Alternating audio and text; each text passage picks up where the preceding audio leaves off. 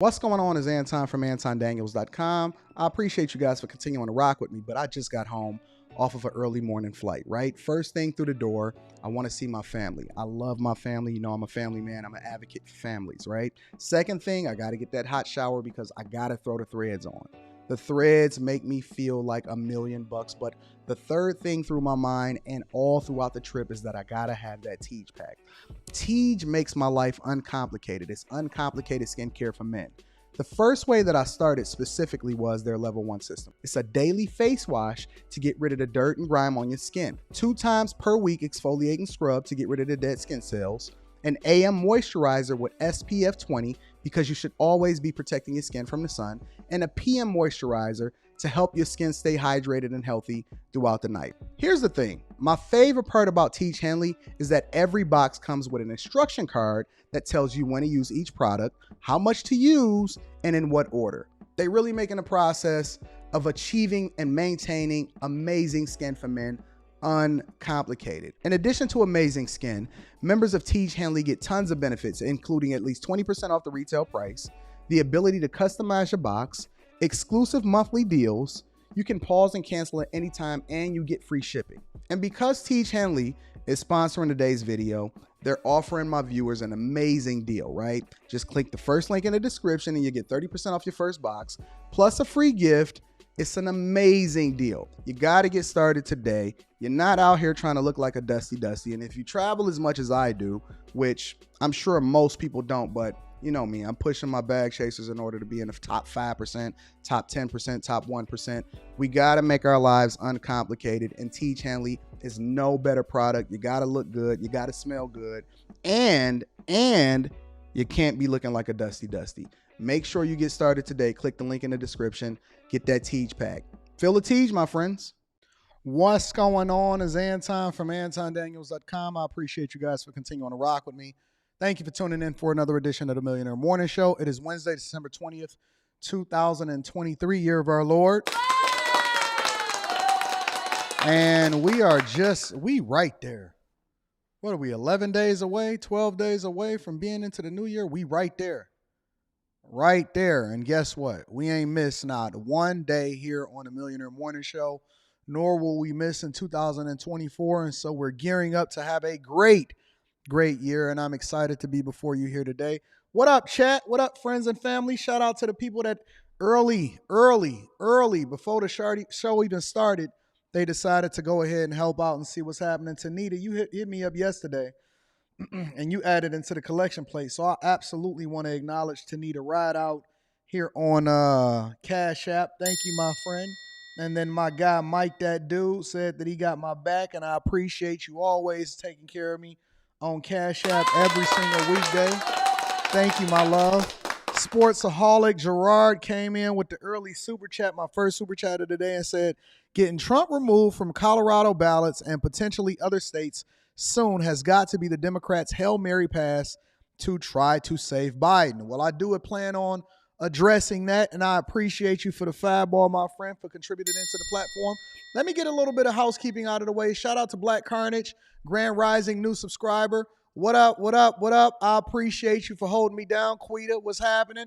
Make sure that you tap into the Patreon. Link is in the description as well as pinned to the top of the chat. I want to get some housekeeping out of the way, and then we're going to go ahead and get started with the show. One of the things that I was going over my portfolio, and I don't look at it every day. I probably check it maybe once a week, once every 2 weeks, because the way that I invest is I invest in forever, right? I invest based off of 10-year view, 20-year views, but some of you guys were aware when the UAW strike was going on, and I thought that GM's stock price had collapsed significantly, and then I wound up making like $2,000 from it because I invested in it while I was on a live stream. And, we made a decent amount of money. And so once they got back on the line, I went ahead and pulled my money out. And then I took those same monies, including the profit that I made from it, and I invested in Rivian, right? And so Rivian has been a long-time stock play for me, but I pulled out of it for a minute in order to allocate some resources somewhere else. But I took that same monies that I invested in General Motors, and then I put it into Rivian. Well, Rivian is up 40%. Now, I was talking to master investor Ian Dunlap this morning, and I was going over and I was telling him some of the things that I was seeing as far as in the market and things like that. And I'll show you guys because, I always like to, show the results and what's happening. But Rivian total, and I'll just do the screenshot that I sent him this morning because I was telling him it's important for him to probably, show it and have a conversation with his platform of what's happening. And I don't want to show my account number, so I did that. But here's a screenshot that I have of this morning. So I invested in Rivian in November of this year. Yeah, November of this year. Pull that up a little bit. I invested in Rivian in November of this year, and it's up 40%. And I didn't throw much into it. I was just messing around with what it is that I divested from GM, and it's up 40%, right? And so we made like $2,500 off of Rivian in less than a month. We made 40% on our money. All right. So what I decided to do, and I'm always inspired by different things that happen in real time that we have here on the Millionaire Morning Show, what I decided to do was a part of the Patreon, what we going to do, maybe every other week or maybe once a month. What we'll do, actually, I think I'm going to do it once a month. What we'll do on the Patreon starting in 2024 is on the weekend, we'll do something. I got to name it something cool, right? But we'll do a stock club. We'll do stock club, right? And what stock club will be, and again, I don't know if that's going to be the name, but we'll figure it out. What we'll do in stock club is we'll basically reallocate our portfolios and we'll have conversations. We'll do a live stream specifically targeted to how it is that we're managing our portfolios. And you know me, I'll be transparent. I'll show you my portfolio. I'll show you what I have in my portfolio, what my returns are and things like that. And what we'll do is we'll reallocate our portfolios based off of market conditions, companies that we like, future projections. We'll talk about dividends. We'll deep dive into growth stocks. We'll see what short-term plays are, long-term plays are, if we should short any of these stocks or anything like that. So what we'll do, a part of what we're adding into the Patreon on the weekends is, and maybe it'll be like a morning weekend show. What we'll do is we'll go through and I'll break down what my portfolio is. I'll have you guys ask me questions. You can show whatever it is that you want to show, or you can have a conversation about what you think a stock play is. We can research it together. We can have different conversations. And this will incentivize you guys not only to have more of a wealth building mindset, but it'll also incentivize you guys to also become fully invested in what it is that we're doing inside of the stock market. Now, let me be very clear. This is not an investment club, meaning that I do not want any of your monies. We are not going to pull our money together in order to try to do it. I don't want to be responsible for what you do. What I do is I show you what it is that I do, and then what I've learned, and then I'll let you make your own informed decision. I want to teach you how to fish. I don't want to give you a fish. This is not a collective. We're not going to pool our money together. We're going to pull our insight, information, and resources. We're going to research. We're going to have conversations, and then hopefully we'll be able to make more informed decisions. And I can learn from you too, right? So that's what it's going to be. I'm going to make that a part of the Patreon going forward. If you want to join the Patreon, the link is in the description as well as pinned to the top of the chat. I'll probably make it a part of the fireside chats that I do when I come to y'all cities, and we'll talk about investments and deep dive into all of that type of stuff. But it's going to be awesome. I think that it's going to be absolutely awesome. And I think it'll be an opportunity for us to really, really make some inroads. Instead of you guys just taking the information that I give you, you can now become an investor and a participant in yourself and building yourself. And we can have more of a conducive conversation as to where it is that you guys want to go. All right.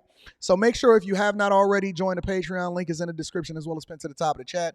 Also, shout out to everybody that's in the building. Shout out to Brittany Burnham and Brittany B. I appreciate y'all. Let me get a general idea of how y'all feel today. One word in the chat.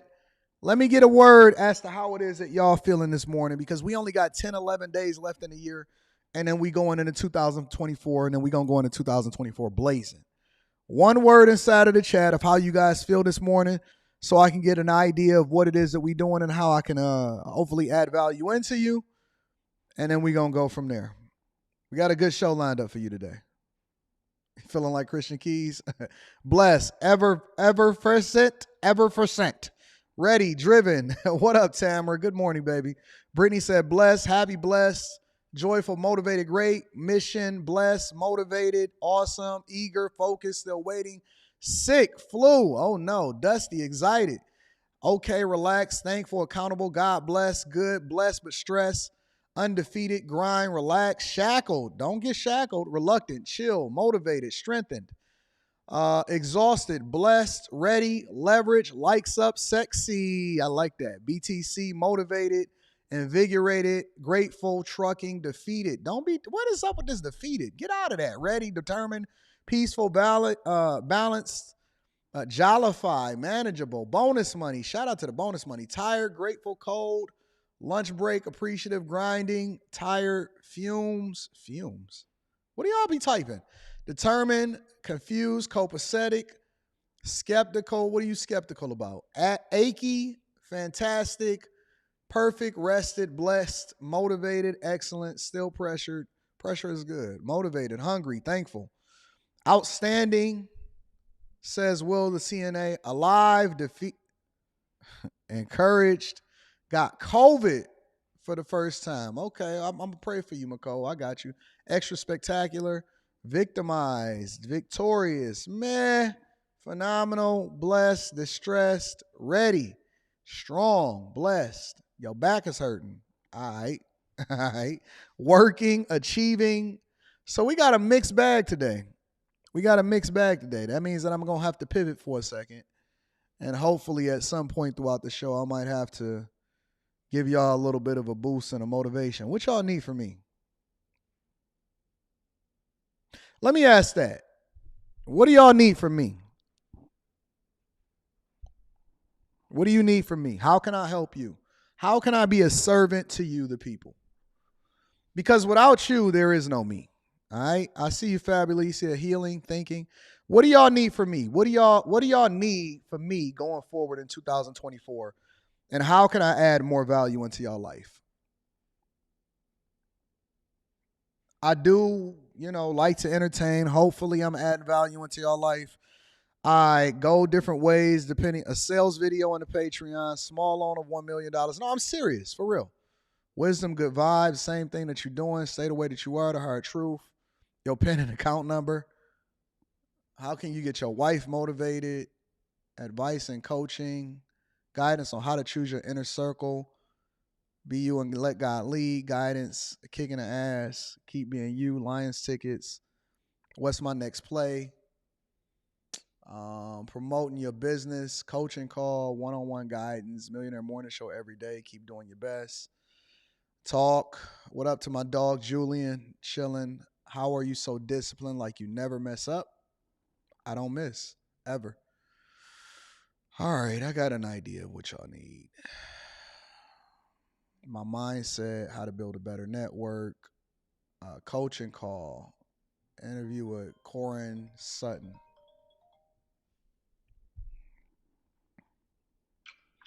Hey, Mom, I'm on a live stream. What's up, baby?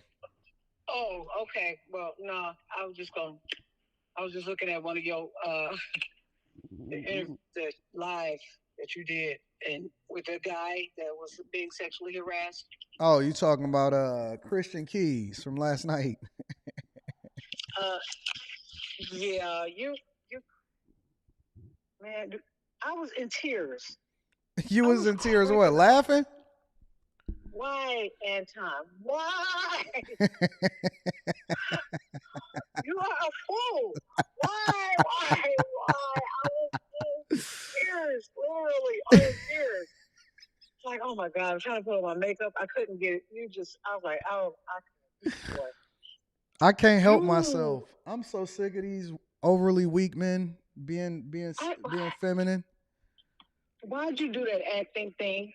You didn't my acting is good, ain't it? It's good, ain't it? You know what? I know you. You stupid.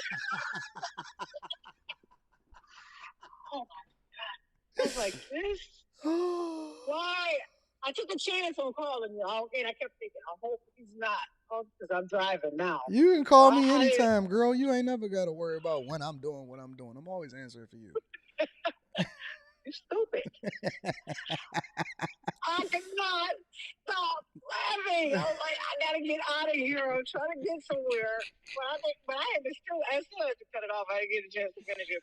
Oh. But I got in the car. I was like, okay, I'm gonna go ahead and try calling. Yeah, that was funny. That's why I like doing it live without watching it. That way I can give an authentic reaction of what's really happening and going on. I can't believe you. I can't believe you did that. I'm gonna do my next. I'm doing my next major motion picture. I think I could make it in Hollywood without nobody touching my butt. So. But oh my God! He was so fake. He was so fake. Was fake. I have to go with you on that one. Fake. He's promoting. Don't you realize he's promoting his new? Yeah. They need to just his little whack song and all of that. Yeah, I know. Yeah. We gonna get there though. We gonna fix these people. Keep on getting their butts touched and acting like they're the victim. You a grown man. Don't talk about that woman cupped his stuff and said, "Ooh, you got girth." Shut the boy. Don't do it. Don't do it. Don't do it. I might bring him to the front of the congregation on my Wednesday night live stream. I don't know. Oh man, I have a hard time when women even say that they were sexually harassed. So unfortunately, I was sexually harassed. Yeah. But I got that man fired in 2 weeks. The same. Within a year. But you ain't gonna lie about it. No, when he stepped to me, I went straight to HR. In 2 weeks, he was gone. Yeah. But I see. Do something about it, or don't do nothing at all. Yeah, don't come back 30 years later talking about what happened. I don't want to hear that, John. No. So, all right, let me go ahead and cook up on this show. Okay. I'm gonna call you when I get out of here. You need anything from me? Don't keep playing with my emotions and some stuff like that. Now, hold on. What you mean? You always hit me up and say, Anton, I need you to send me some money. Send me $1,000. I sure do. Why? You want me to say? Yeah, send me $1,000. Ditto. Yes, sir. I am in need. Oh, I'm so in need. Bye. Bye. Yes, that is my mother. Some of you have actually seen my mom come on a live stream in previous years and previous episodes and stuff like that. But that is my mom. I talk to her all the time. That's my baby girl. And always going to be well taken care of. And I love being around her. And she is such a joy. But anyways, let's go ahead and get started with the show. Let me read some of these super chats and then we're going to go ahead and get it popping. Bag for Bag says, good morning, Anton and the Chasers. I just need to know, did Christian Keys respond to that DM last night? I haven't even checked my DMs yet. But I'll let y'all know. I'll let y'all know tonight. Tune in to Wednesday night. It's going to be dope. Anthony says, good morning, Anton. What do you think about CISA cert? What is a CISA cert? I don't know what that is. CISA cert.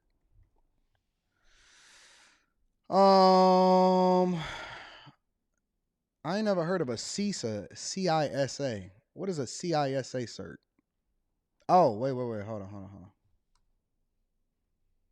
Give me a second. Type that wrong.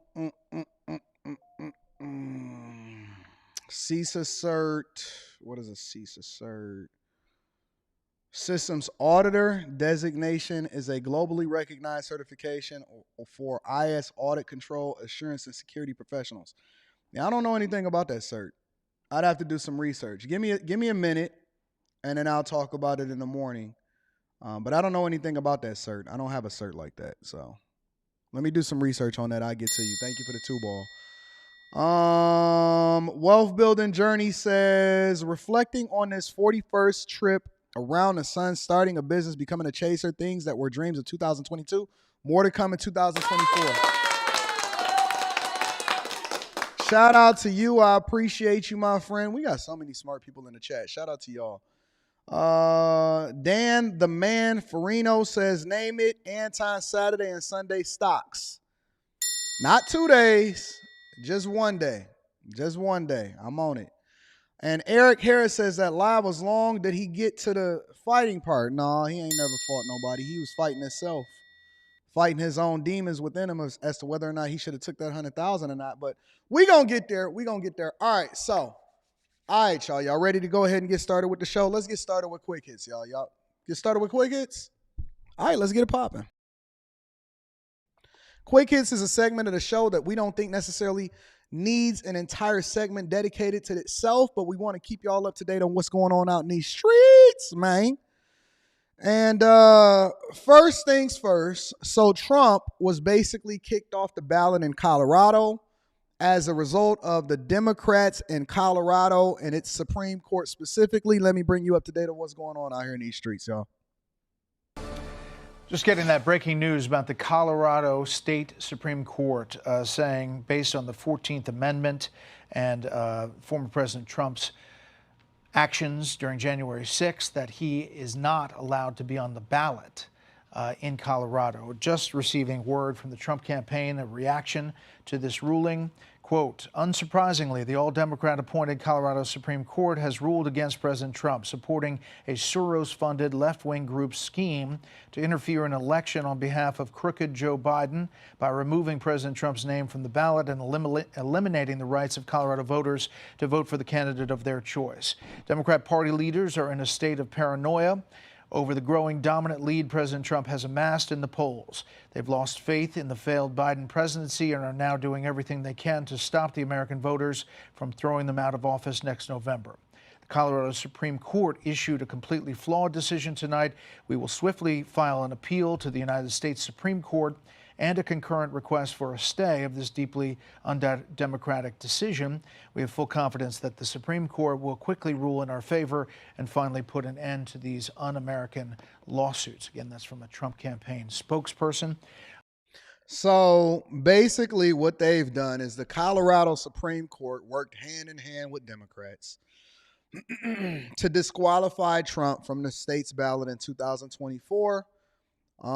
They declared him ineligible to hold office again under the U.S. Constitution's insurrection clause. Never heard of an insurrection clause. In a historic decision, the justices ordered that he be removed from the state's presidential primary ballot after determining that he engaged in insurrection on January 6, 2021. The ruling sets up a likely showdown in the nation's highest court to settle whether the January 6th attack on the Capitol amounted to insurrection and whether Trump's involvement disqualifies him from running for office.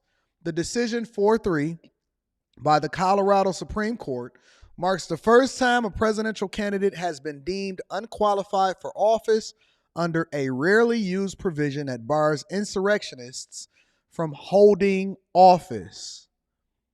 A majority of the court holds that Trump is disqualified from holding the office of president under Section C of the 14th Amendment. The court, whose justices were all appointed by Democratic governors, wrote in its ruling, goes on to say Trump has vowed to appeal to the U.S. Supreme Court, his campaign said. We have full confidence that the U.S. Supreme Court will quickly rule in favor and finally put an end to these un-American lawsuits, said Stephen Chung, a Trump campaign spokesperson.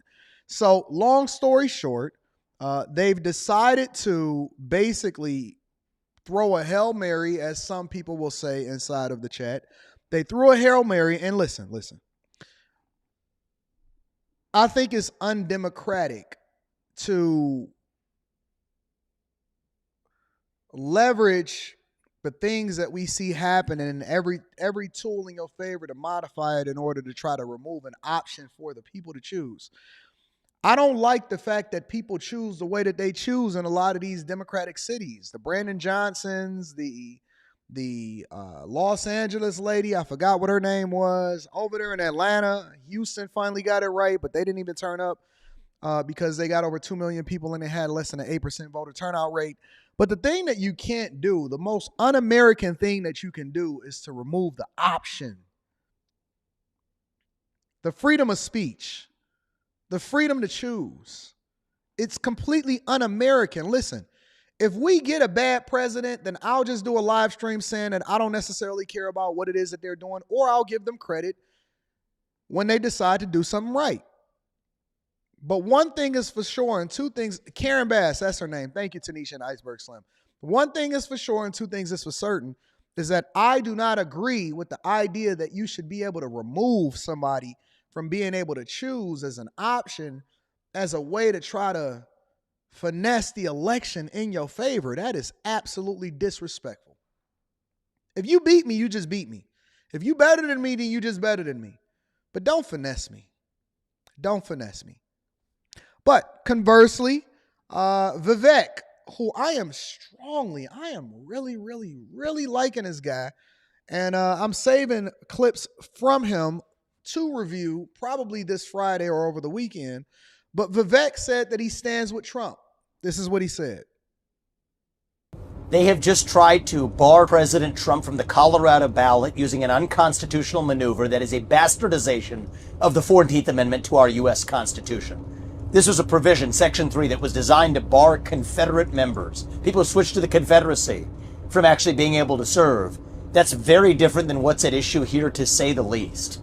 This is a hollowed out husk of what the country was built on.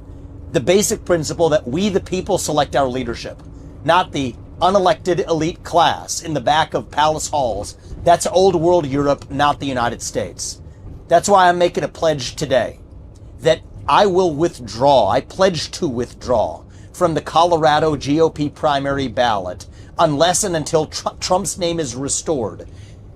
And I demand that Ron DeSantis and Chris Christie and Nikki Haley do the same thing, or else these Republicans are simply complicit in this unconstitutional attack on the way we conduct our constitutional republic. I refuse to be complicit in that. I think what they're doing is wrong. And I think it's up to Republicans to step up and stand up with a spine for our country's future. That's really what's at stake. Whether we, the people, actually have a say in deciding who leads this country. Yes, it would be easier for other Republicans like me who are running in this race to say, hey, if Trump is sidelined, there's our opportunity. No doubt other candidates are probably privately celebrating with their corporate sponsors. That's not the right thing to do. I think the most useful thing that every GOP candidate can do right now is to join me in that pledge. I'll say that I will withdraw from that Colorado GOP primary ballot until Trump's name is restored. This belongs to the people, not to the unelected Democratic cabal of judges in Colorado or any other state. And I demand that Ron DeSantis and Nikki Haley and Chris Christie do the same thing, or else they're complicit in what this security state is trying to do to shut down Trump. So Vivek basically said that, yes, Andre, he said he's standing on business and he's willing to withdraw his name from it, and we should stand in solidarity. And I agree with him. And I actually like his way. I like the way that he's playing chess and putting pressure on other Republican candidates. And more importantly, I would do so if I was actually, you know what? Why should the Democrats do it when they're the ones that it seems as though the ones that are at the forefront of trying to finesse this election in their favor? Is it really winning? Is it really maintaining power if you finessing your way into it? Can't you just beat the boys fair and square?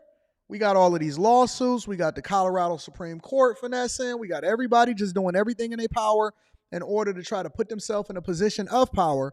And I've never wanted to win like that. I've always wanted to win, not by any means necessary, but I want you to understand that I beat you fair and square. And I'm starting to like Vivek. I like the idea that he doesn't want to stand with this undemocratic, unconstitutional process that's being leveraged. They finessing the law to make it mean something completely different so that they can remove his name from the ballot. And this has never happened in history. And it shows fear. It shows that they're scared. And it shows that they're not really in favor of allowing the people to determine for themselves who their leader should be. And that's completely un-American, and it's not democratic. And so I'm actually liking this guy every single day. I don't think that he's missed once. From when I first discovered him, when he was waxing everybody on the Breakfast Club, this guy has not missed at all, has not missed. So if Trump wasn't the person that was at the forefront of the movement, then I would definitely be considering him. And maybe he can become the vice president. I don't know. But last but not least, Marvel seems to be reeling, absolutely reeling. Let me bring y'all back up to date for the people that has not been tuned in to what's happening to Jonathan Majors as a result of him being found guilty. But let me bring y'all up to speed of what's happening out here in these streets, man. More fallout for Jonathan Majors after his misdemeanor assault conviction. Marvel says it will no longer work with him after a jury found the actor guilty of attacking his ex-girlfriend in March. He could face up to 1 year in jail. Jerika Duncan was in the courtroom for the verdict. Jerika, good morning. Jonathan Majors stood up very stoically, looked at the jurors as they read that first count, which was not guilty. But what followed was ultimately charges that led to him being found guilty on 2 counts. It took the jury roughly 6 hours to find actor Jonathan Majors guilty of assaulting and harassing his ex-girlfriend Grace Jabari. But Majors was found not guilty on the most severe charge, third-degree assault with intent to injure, and acquitted on count 3, aggravated harassment. You know, the interesting thing about this also is that they use a classic tactic that they use on most men. Do you know what that tactic was? They add a bunch of other charges and trump them up. And I think that the prosecutors said, we're going to trump up a bunch of other charges and so that you can find some common ground in the middle. So we're going to acquit him of the most severe charges, and we can't just let him skate away on everything and say that he's completely clear. And so usually what happens to men when they find themselves in difficult situations is you get a whole lot of other charges, and they're incentivizing you to either plea, or if you're going to go to trial, the results are going to be a lot more dire. But more importantly, Marvel is absolutely reeling, and they had so much riding on Jonathan Majors. They've even had fans petitioning and asking, hey, is there other people that's going to replace him? For example, John Boyega, who was the guy that played in Star Wars. They asked him, and he said that he's not even interested in replacing Jonathan Majors as Kang in the Marvel series. It says that Marvel Studios and the Walt Disney Company dropped Majors from all future projects following the actor's conviction for assault and harassment on Monday, according to a person close to the studio who spoke on condition of not being told who it is that's talking because he wasn't authorized to speak publicly on the matter. The swift move by Disney marked a stunning about-face for an actor who had been one of Hollywood's fastest rising stars. Went on to say Majors, who was acquitted of a different assault charge and aggravated harassment, will be sentenced February 6th. He declined a comment, but it went on to say that as a superhero studio prepared to release Phase 5 of the Marvel Cinematic Universe, it cast the highly acclaimed Majors as the antagonist Kang the Conqueror. The character was to span several different films and series as the Marvel Cinematic Universe's next phase answer to Thanos. Majors had already appeared in Ant-Man and the Wasp: Quantumanium in the first 2 seasons of Loki. He was the star in the Avengers: The Kang Dynasty, dated to be released May 2026. The future of the Kang Dynasty is now unclear as Disney declined to comment on whether they will recast the role or pivot in a completely new direction. It said the studio had been preparing for the possibility of Majors' exit from the franchise, but Marvel was limited in its ability to fashion rewrites due to the screenwriter strike that ran from May to late September, and the studio recently hired screenwriter Michael Waldron to rework the Kang Dynasty. For Marvel, Majors' departure adds to several recent setbacks, though its box office success, nearly $30 billion worldwide with 33 films, is unsurpassed in movie history. The superhero factory has recently seen some atypical struggles. The Marvels, which was an all-women movie, released in November, has been the MCU's biggest, worst performer in theaters with $204 million worldwide, although it cost them hundreds of millions of dollars to make. So Marvel is reeling. Me personally, I decided to completely remove myself from ever supporting Disney or Marvel. I do not watch ESPN. I will not be getting Hulu. I do not have the Disney Plus app. And anything that I see Disney related, whether it be a toy or a movie or an app or some subsidiary, I will not be supporting it, because the best way for us to determine how it is that we want to move, or to show these companies that you can't just operate based off of mob rules, is to remove ourselves financially, even from an investment perspective, to remove ourselves from financially supporting these places. So as Disney continue to torpedo its own business, I think that is disrespectful for what happened to Jonathan Majors. And more importantly, not just supporting Jonathan Majors, but just supporting men in general. I think that the country is going in the wrong direction, and we need to course correct by withholding our dollars and determining that we're not going to support these companies that don't support what it is that we stand for. All right, so that was your quick hits, ladies and gentlemen. Again, a segment of the show that we go over in order to make sure that we keep you up to speed of what's happening out here in these streets, man. All right. Let me go ahead and read a few more super chats, and then we're going to go ahead and get started with the show. Eric Harris says, these Democrats don't know what they're doing. This can lead to a civil war. I'll be in the Bahamas. Shout out to Eric Harris. I appreciate you. David Williams says, one thing the Dems don't realize is that they're shaping the mindsets of the people that vote against their party. They're in for a rude awakening. Well, we're going to definitely find out. And then my dog, Chris J in the building, says, shout out to Marvel and the little brother, DC Comics. I'd rather support DC than support Marvel. You know what? I just rather support smaller content creators. I don't need to see any of this stuff. Any independent content creator or any independent movie franchise, I'll give them a chance. But I'm just done with all of this junk. You know what I'm saying? These big studios been making money off of y'all for years, and they just depending on the fact that y'all not going to care, and they can continue to reshape the narrative how they see fit. We're not going for it anymore. All right, let's go ahead and get started with the show. So at the forefront, and the reason that I named this show Stereotype is because I think that our bias plays a role in how we see things. Even myself, right?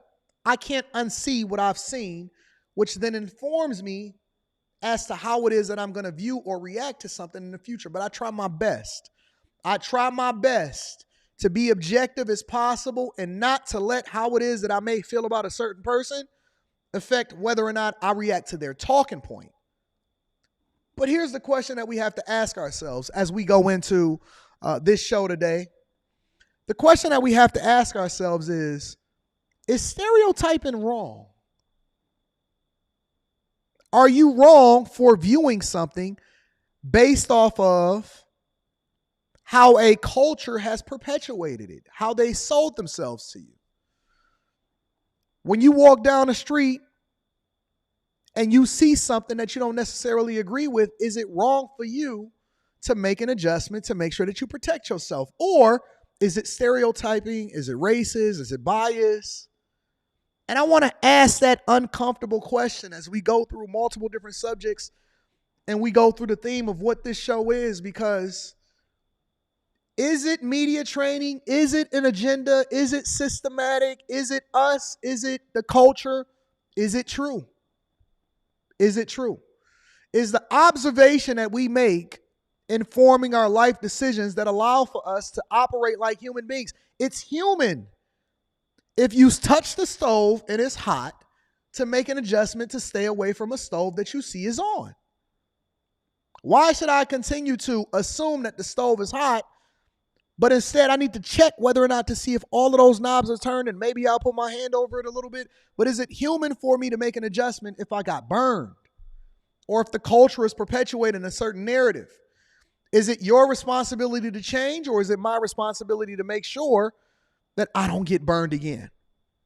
Let's deep dive into it. First and foremost, we want to go over to, I believe Chicago. I'm not sure yet, but it's a group of young women that were recently identified. And guess what?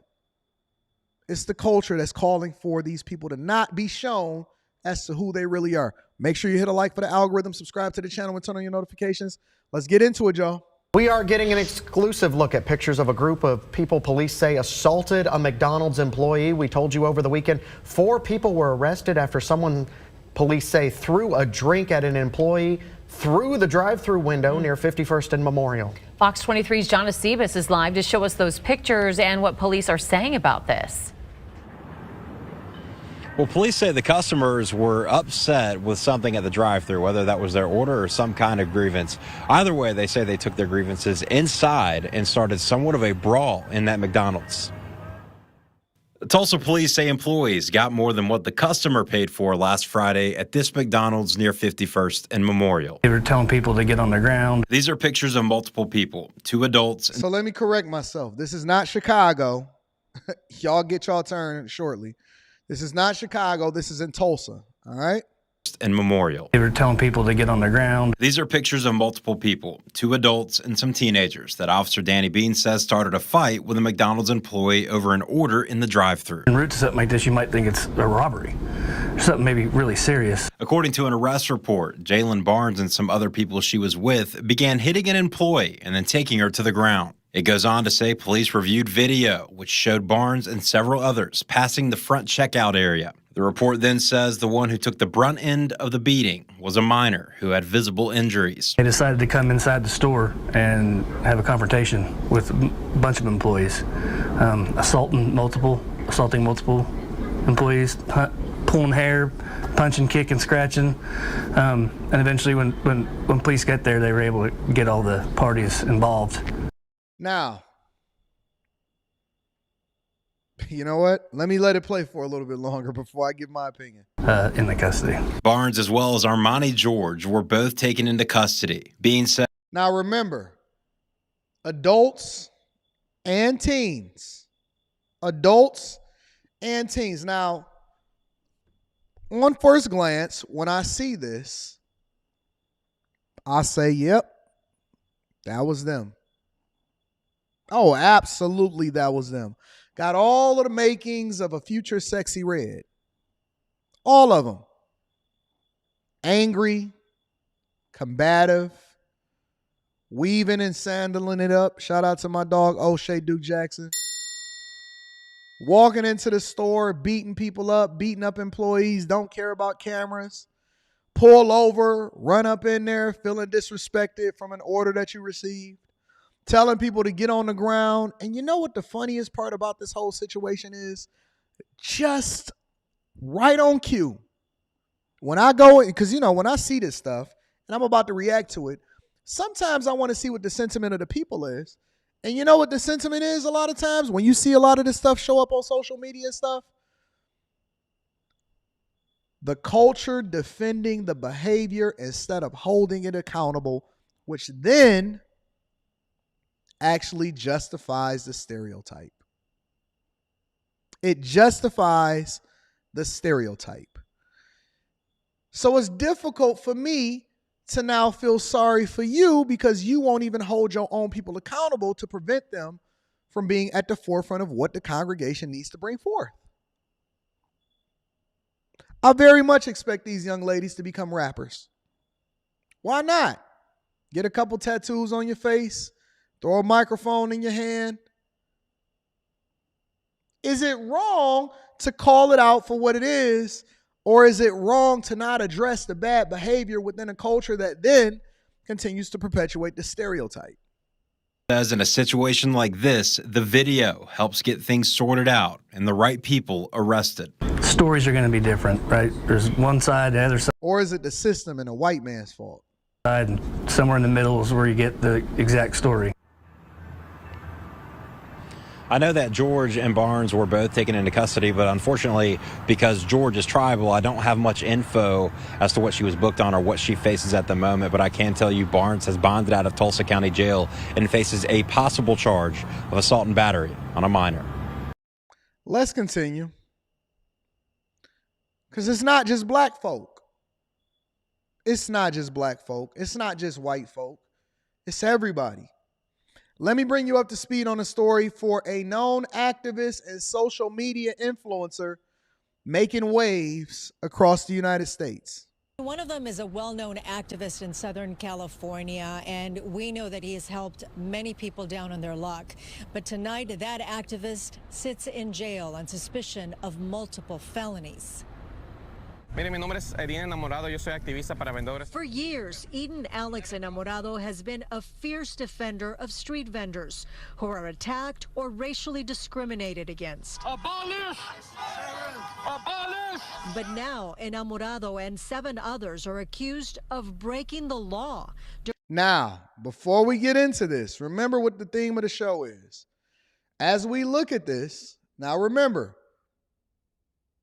1, 2, 3, 4, 5, 6, 7, 8. 8 people shown right here, arrested. And the way that the media is painting and portraying this is saying that activists, protecting people, protecting street vendors, advocating on what's best for the residents and the people that are in the societies that we are now holding down, right? And so on first glance, and the picture that they showing, especially the person that's at the forefront of it, which is right here down here, this person right here is the same person that they showing in their mugshot. And they're saying, listen, they're being wrongfully accused and harassed over here in California, and they didn't do anything wrong. These are people that protect people, and the system is set up against them. And so on first glance, depending on which news organization is reporting, they will sell this to you. Let's continue. During organized protests, they use racism to threaten and intimidate their victims, causing them to get on their knees to beg for forgiveness while still assaulting them.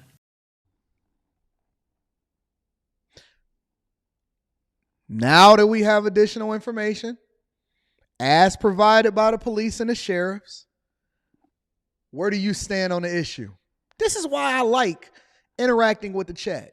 This is why I like sharing information and reacting to it in real time, because I get a sense of what you really think. I know that you are influenced by the culture and the things that's happened. But this white sheriff with white men standing behind him said that, listen, what they sold you before is completely different. They over here running it like it's a cartel, telling people to get on their knees, ask for forgiveness. This is more than just a protest. This is people controlling what's happening like they in the mob. Yeah, on their knees, Azriel. Let me continue. The 36-year-old activist and 7 of his alleged accomplices were arrested early Thursday morning.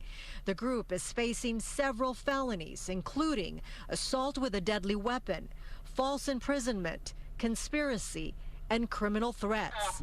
That in order to be in America, that you have to speak English? This investigation began. Did you hear what this man just said? Listen to what he's saying on his TikTok on a loudspeaker. Criminal threats. That in order to be in America, that you have to speak English? This investigation. They're saying that they're being discriminated against because they don't even speak the language that they came over here into, which we all know that most people that are in this country over the last couple of years that migrated into here under the guise of being asylum seekers and everything like that, over 15 to 16 million people alone can come into this country, don't even have to speak English, and then they're also leveraging your laws, the ability to be able to protest and become activists and determine who gets voted in a legislature within your country. It's your country, but it's they city. It's they city, it's they state. And so now they're sitting here saying, listen, who told you that you didn't have to speak English in order to be over here and do business? And they running it like it's the mob. We have no standards. And then we will have people, for example, that is in the chat that's probably watching this right now that'll say, hold on, Anton. I'm one of the people that came over here undocumented. Hold on, Anton. I can identify with the sentiment of what it is that they stand for because I'm black and we have atrocities being leveraged against us and all of this stuff. But again, this is not me giving my opinion. This is me presenting you with evidence so that you can make your own informed decision. Do we operate with bias, and is it working in our favor, both individually and collectively as a country and as a family? Let's continue. Investigation began in late September when we investigated a brutal assault that occurred at a protest in the city of Victorville. The investigation quickly became a multi-agency investigation when we discovered our group of suspects were responsible for violent acts during other protests in both San Bernardino and Los Angeles County. At what point does it transition from being protest activists to cartel members and terrorists? At what point does it transition from being influencers, protesters, and activists? Because when they stormed, allegedly, when they said that they stormed the Capitol, they said that these people were insurrectionists.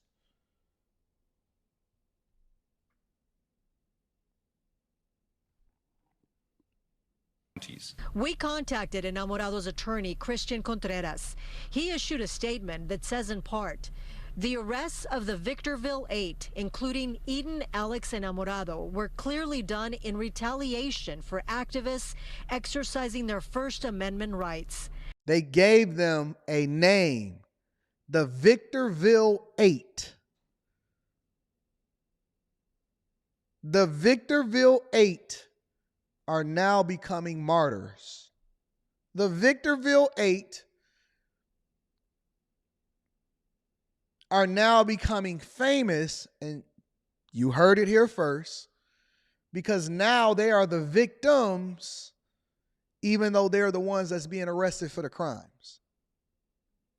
Criticizing elected officials and law enforcement officers should never be criminalized, and that is what the Sheriff's Department has done in this case. I will be in court Monday to fight these baseless charges vigorously. What this group does is not protected by the First Amendment. The San Bernardino sheriff says helping street vendors and victims of attack isn't the real motive for Enamorado and the 7 others. This group manipulates videos and photos on social media in an attempt to make them look like they're protectors of underrepresented people. This group is not about substance for the human condition, but rather clickbait for cash.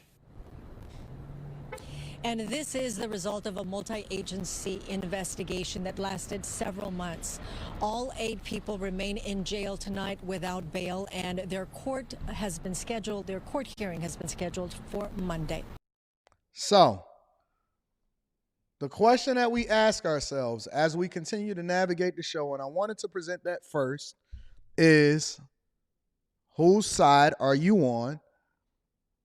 And the only way that you can make an informed decision is to lean on your bias, because you can't unsee what you saw or unknow what you know. Who's in the right and who's in the wrong? Here's another question.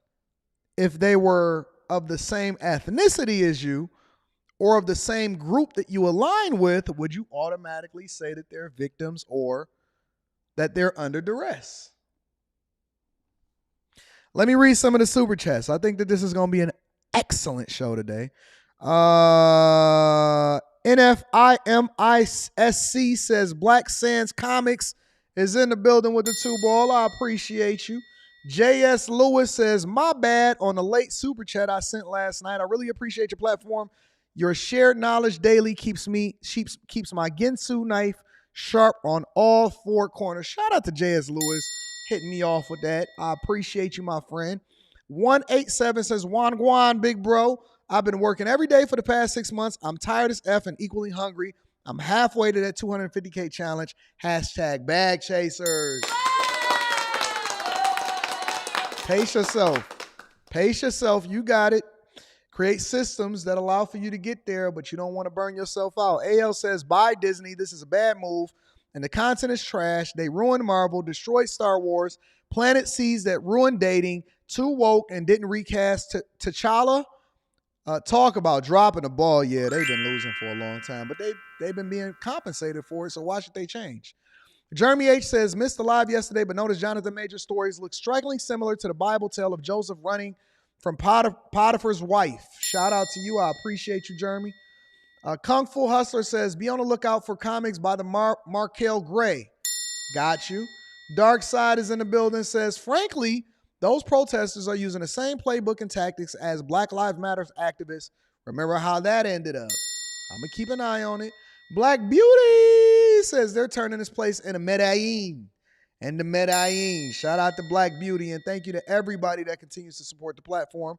Make sure you tap into the Patreon. Link is in the description as well as pinned to the top of the chat. Also, Teach Hanley 30% off your first order plus a free gift. We just renewed for all of 2024. Had to renegotiate, though. Teach says, I got you. I said, Teach, let me tell you something. I love your product.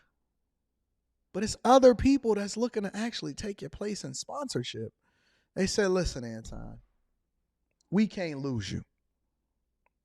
We can't lose you.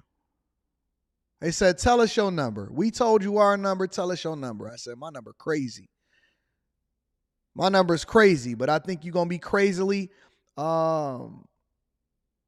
positively satisfied with the results, considering what it is that you guys and my people out here on the Millionaire Morning Show and everybody that watch this channel continue to support what it is that we got going on. I said, this is my number. They said, all right. I can see why you say that number. I said, okay, we all in the same building. So shout out to Teej Hanley, 30% off your first order plus a free gift. Sponsor of the show all through 2024. Guys, I need you guys to tap in with Teej Hanley. It's a phenomenal product. It's a great product. I don't know what other Teej pack y'all got, but the one that they give into the bag chasers at the Millionaire Morning Show is different. I might have to get them some different branding on there or something like that. Make sure y'all get that Teej Hanley. 30% off your first order plus a free gift. All right? It's great. Ladies, get it for your fellas. Fellas, get it for the ladies. Even though it's for the fellas, the ladies can use it too because it's going to soften that skin up. It's going to be different. Make sure y'all tap into the Patreon. Link is in the description as well as pinned to the top of the chat. Chicago, come on in. Bring it in. Brandon, I'm going to give you a break today. Tiffany, I know they released something new on you today, but I'm going to give you a break today. Chicago, come on into the front of the congregation. I thought that this story specifically was so tragic and disrespectful. And I'm going to tell you why. Well, let me go ahead and share it with you, and then you guys can let me know what it is that you think about it. Again, make sure you get your likes up. Make sure you tap in. I appreciate you. Let's run it up, y'all. What was described in court today was a brutal murder involving a 24-year-old man and his 15-year-old girlfriend. Let's stop right there. Yes, Miss Joy. Chicago again. We're not going to skip past that. We're going to let this play out. But it's important for us to mine out the context and the details so that we can truly understand what's going on in these streets. Because this is not just Chicago, but for some reason, Chicago is ground zero from some of the most egregious crimes. All right? Carrie, this is one that listen, it's a lot of things that come across my desk from Chicago every single day. It's a lot of things that come across my desk from Chicago, and I ignore it. Believe it or not, I actually ignore 98% of all Chicago stories, but some of them come across my desk, and I said, you know what? I can't ignore it. I can't ignore this little Dirk lookalike right here. I can't. 24-year-old man, 15-year-old girlfriend. 24-year-old man, his 15-year-old girlfriend.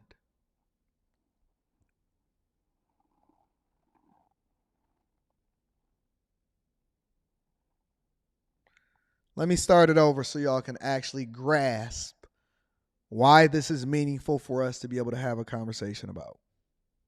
What was described in court today was a brutal murder involving a 24-year-old man and his 15-year-old girlfriend. After hearing the details of what allegedly happened on December 12th, the judge decided to keep the defendant in jail until his next court date. Days before, 15-year-old Amarise Parker was found strangled. She had called her mother to pick her up at her boyfriend's South Shore apartment after she says he refused to let her leave. Her mother did pick her up, but Parker eventually returned to 24-year-old Joshua Williams to pick her up. Let me rewind. Let me rewind this. I want to show y'all Days something. before, 15-year-old This is the girl. Amarise Parker was found strangled. She had called her mother to pick. Let's feed into the stereotype for a second, right? Yeah. Son matter. You said, wait, what? Let's feed into the stereotype. Because again, we can't just take this on the surface based off of how the news is presenting it to us. We got to mine this out. 24, 15, mother.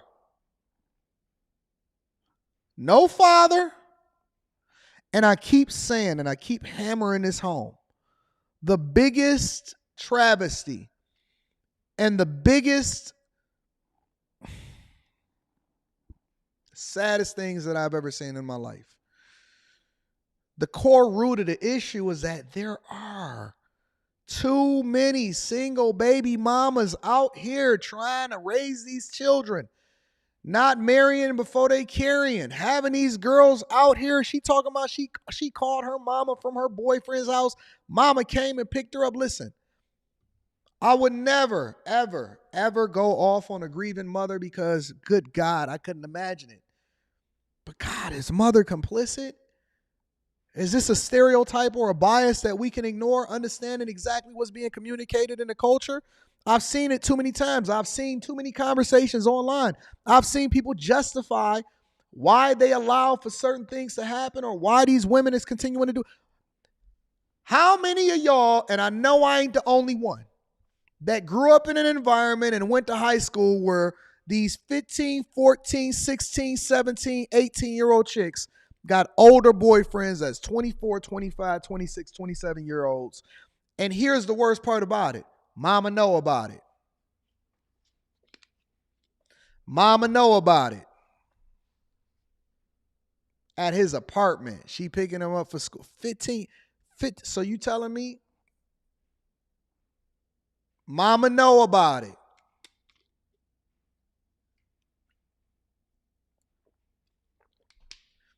I knew plenty of girls that I was going to high school with that had older boyfriends that was driving, and mama knew about it. He had a whole job and a whole house, and mama knew about it. Do we really get into the details in order to uncover and address the issues, or are we going to lean on our bias? Defendant in jail until his next court date. Days before, 15-year-old Amarise Parker was found strangled. She had called her mother to pick her up at her boyfriend's South Shore apartment after she says he refused to let her leave. Her mother did pick her up, but Parker eventually returned to 24-year-old Joshua Williams' home on December 11th. According to court documents, neighbors reported hearing arguing that night. The next day, Williams called his cousin and a friend, saying Parker wouldn't wake up.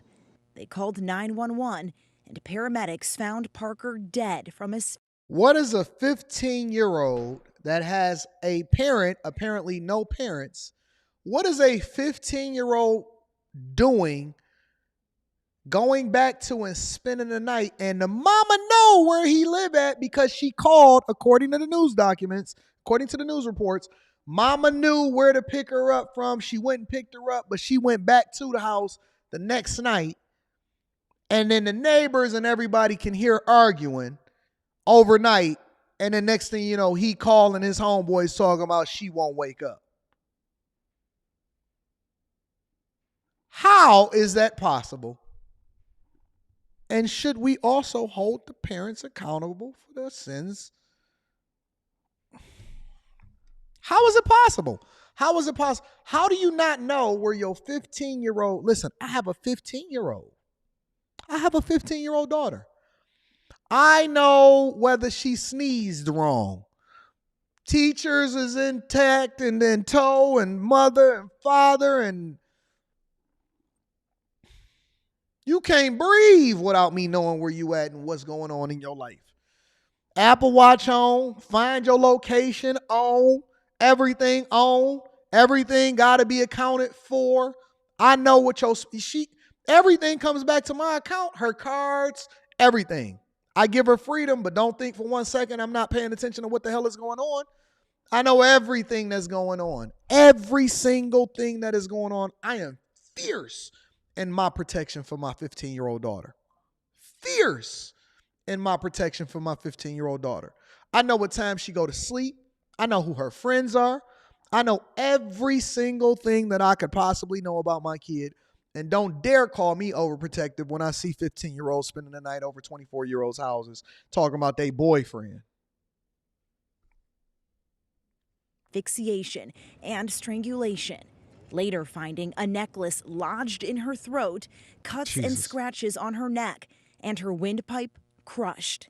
Court documents state Williams' Google history shows more than 50 searches relating to strangulation and murder. His Googleables, they went through his computer. He got more than 50 searches. 50 searches of what? Murder, including how to explain an asphyxiation death. He was on Google's. He crushed her windpipe. He was on Google's trying to figure out how to strangle your daughter. Listen. He on Google's trying to research how he can strangle your daughter. Your daughter ain't safe, family. You not even safe. What makes you think your daughter is safe? You not safe, family. Your daughter is hanging out with these street dudes and they Googles is trying to figure out how it is that they can strangle her and then be able to explain it. How to explain an asphyxiation death is in his Googles. Guess what? You don't even necessarily have to research the person's computer in order to understand what it was that they was looking at. Everything you do is tracked. Every time you sign in. Your browser history, they don't have to go into your computer in order to figure that out. They don't have to go into your cache. They don't have to look at your cookies. They don't have to do none of that. I know what you was doing before you did it when you was doing it, and I ain't even got to be in your house to know what you was doing it. Yeah, the same way that they able to see and send you an advertisement to understand. You know what the funny, listen, I can't make this up. I got to share this with y'all because I know y'all don't have this level of insight to pay attention to what's going on. In the middle of me trying to help y'all to understand how to protect y'all daughters and why it's important for y'all to be very, very careful about raising your kids a little bit differently and being fervent and understanding what's going on, I just got a dislike. That shows you the level of monster people. Everybody that's watching me right now or everybody that's looking at this right now, they don't agree with me. It's some things that I think that we all can come together. We may have a difference of opinion on politics. We may have a difference of opinion on investing. We may have a difference of opinion on what happens in what city and so on and so forth. But how can anybody hit a dislike button when we having a conversation about the fact that a 24-year-old man had a 15-year-old girlfriend, mama knew about it, and this dude was doing his Googleables, and he was out here trying to figure out how to explain an asphyxiation death. I had a person hit a dislike literally mid-sentence while I'm sitting here having this conversation with you, and you telling me you safe out here. You ain't never been safe out here.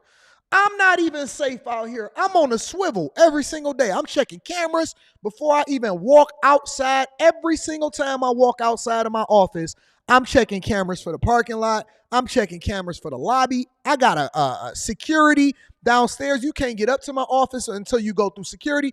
I just got 3 more dislikes. 3 more dislikes mid-sentence. 3 more dislikes mid-sentence. Monsters are watching this. Look, it's over 1,700 people watching it.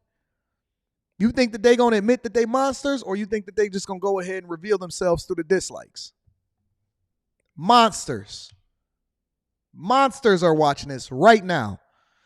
You not safe. Your daughters ain't safe. Your loved ones ain't safe. And we need to get back to the core of who we are so that we can understand how to move a little bit differently. 2 more dislikes. I'm with it. Just hit it. Keep hitting it. If you disagree with me on this right now, go ahead and hit the dislike button. I'm with it. And the penalty for murder. Given the evidence and Williams' criminal history of strangling another person in Colorado, the judge decided to keep the defendant detained until... We got 2 more. Get the dislikes up if you disagree with me. I'm with it. Get the dislikes up, you evil, monstrous. If this wasn't a Millionaire Morning Show, it would be a different type of conversation. But I understand y'all with y'all kids. The church got this on. The daycare is playing it. Monsters. Man tonight is charged with murder in the strangulation of 15-year-old Amaurice Parker in South Shore last week. Joshua Williams appeared in court for a detention hearing today after police arrested him on Saturday. WGN's Dana Rebick is live at 26 in California with details. Dana. Well, a judge ordered Joshua Williams to remain. We at 13. Keep it up. Keep it up. Let's rock. Detained. Again, he is charged with first-degree murder in the strangulation death of 15-year-old Amaurice Parker. We spoke with her mother late last week outside this man's apartment building. She had reached out to me and was trying to come home, and she had strength enough to give the actual address, 7259 East Phillips. Johanna Clark says her daughter, 15-year-old Amaurice Parker, repeatedly ran away to see this man, 24-year-old Joshua Williams, who lived in this South Shore apartment building. She was dating this young man that knew she was underage. When I came, they opened the gate and I saw him in there. Chicago police say on December 10th, Parker was inside and went to Joshua Williams' neighbor's house, asking to use his phone to call her mom to come pick her up. Her mother went but couldn't find her. The next morning, Parker called back and her mom went again. I picked her up on the corner right there, and she ended up leaving again. Parker told her mom Williams would not let her leave his apartment, and she escaped when he thought she was in the bathroom.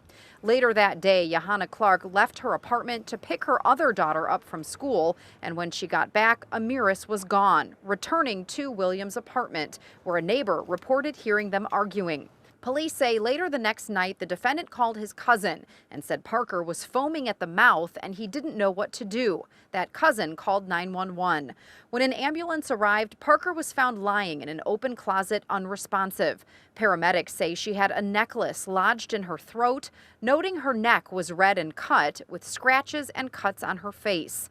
After an autopsy, the medical examiner said Parker's windpipe was crushed, ruling her death homicide by strangulation. Police questioned Williams the following day and released him, but arrested him 3 days later. They released him. Before rearresting him, they released him. Denied harming Parker, saying they fell asleep and she didn't wake up the next day.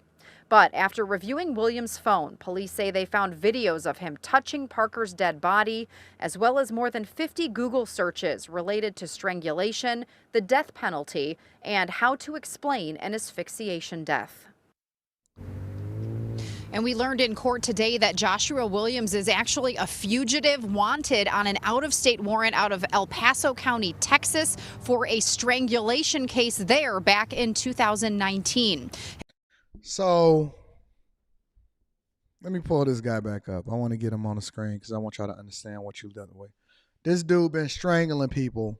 He been strangling chicks down in El Paso, up in Chicago. Mama's baby, Papa's maybe.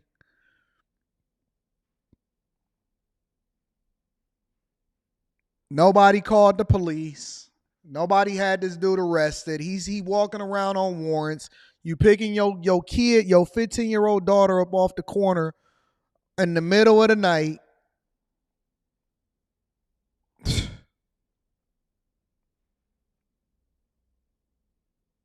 I don't know whether to feel sorry. I don't know whether to hold people accountable. I don't know what to do no more. This is so messed up on every single level, every avenue, all across the board. And let me say this, because I see that the dislikes is up. We up to 18 now. Let me say this, right? I don't know if y'all believe in spirits or karma or anything like that. I know y'all think that trolling is cute or, yeah, I'm going to really do it this time. Or, yeah, I don't like it either or whatever. I don't like the fact that he's speaking against it. Up to 19, I'm with it. God see you. He see you. I know you don't think that he do, but he see you. Your life is the reflection of your demonic mindset and your behavior. He sees you. I can't see you. I can't do nothing to you. I ain't got a hell or a heaven to put you in. If I did, listen, I'm not one of them people that's going to say, I don't judge. I don't got a hell or a heaven to put you in. If it was up to me, if I was God, if I ever get an opportunity to be God, I will send you straight to hell. Don't pass go. Don't collect $200. No free will. I will send you straight to hell. I wish I had a heaven or a hell to put you in. You wouldn't even be considered. I'm with it. I'm with the smoke. I'm one of them people that actually is with the smoke. I think that you should go to the depths of hell if you one of these type of people that actually support this behavior. 100%. And God see you. You ain't get away with it. We know you monsters is out there. That's why we separate ourselves from you. That's why we vigilant. That's why it's important for us to have these conversations. We up to 20. I'm with it. I'm with the smoke. I'm different. I'm not the type of person that's going to turn the other cheek. Now, I can't say what I would do to you because I don't want to put myself in a bad position. But I think that y'all monsters. I think that y'all evil. I think that y'all monsters. And it's unfortunate. It's absolutely unfortunate that the babies was raised to be subjected to this environment that y'all continue to put yourselves in. And we got so many mamas that don't have a clue on how to raise children, but they keep having them out of wedlock.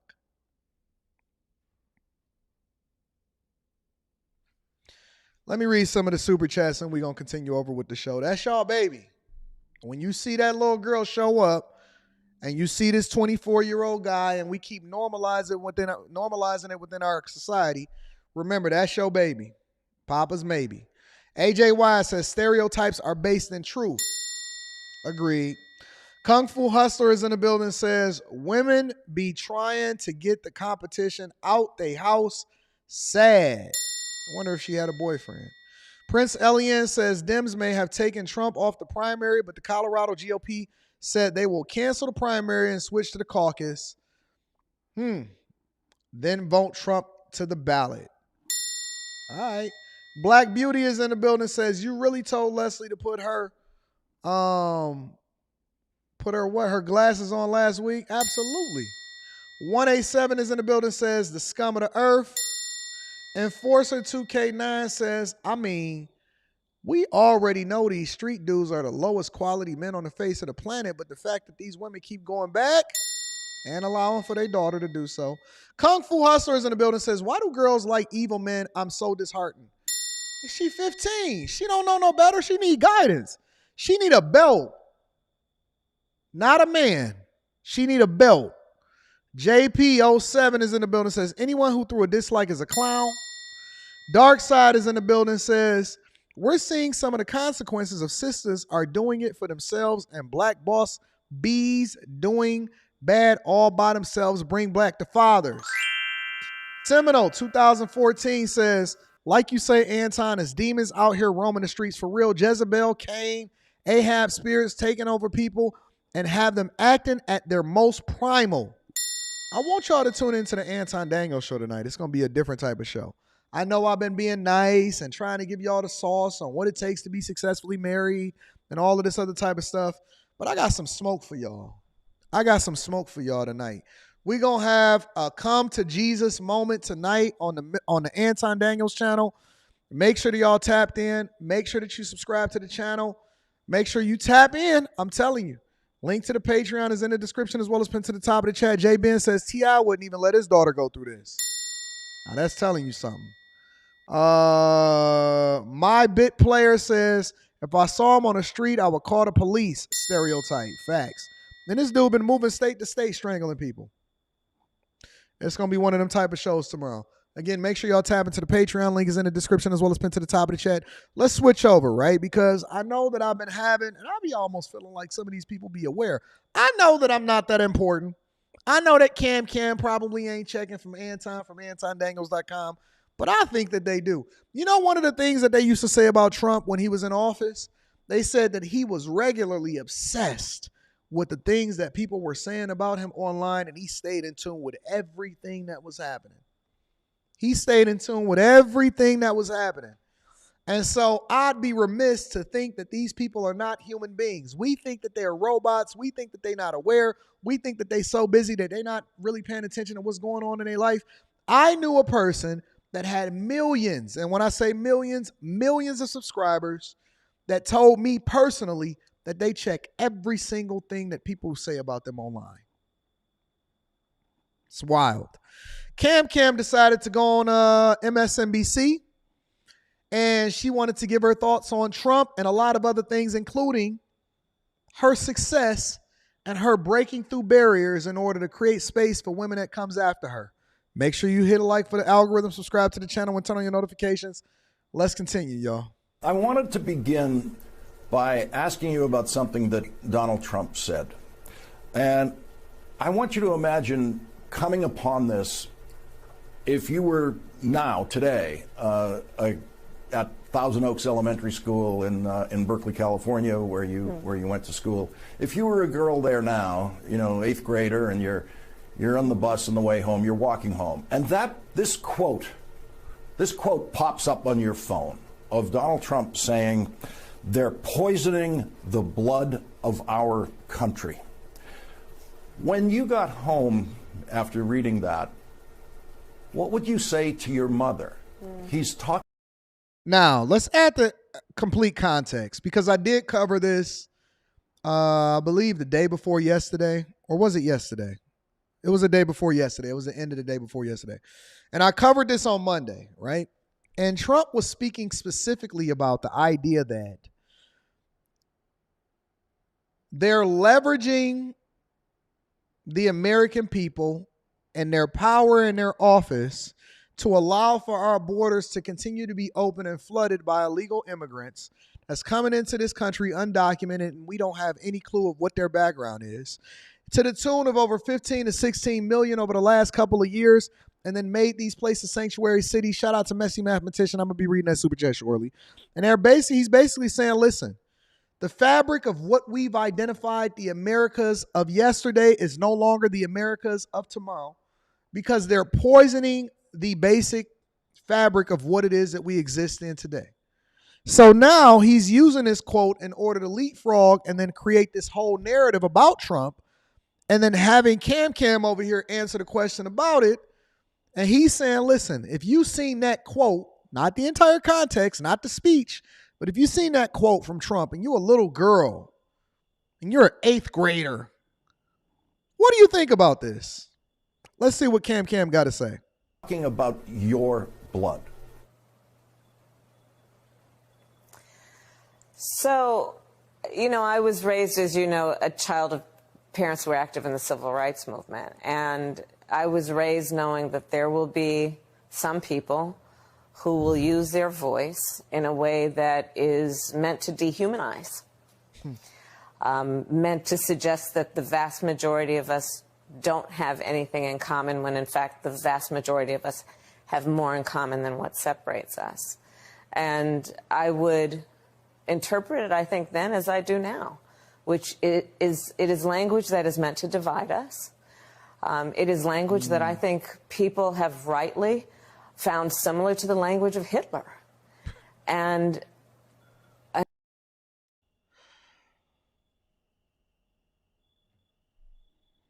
I don't think that there could be any more passive-aggressive, disrespectful than you can be in that literally what she just said. There could be no more of a passive-aggressive, disrespectful person that is speaking on a platform, labeling a person like that. Now, that type of speech is disgusting. I cannot believe, and honestly, again, I seen it. I made sure that it played on the platform. I have not seen this play out. This is my first time actually playing this to actually see what she was going to say. And I did not know she was going to say that. I did not know that she was going to say that.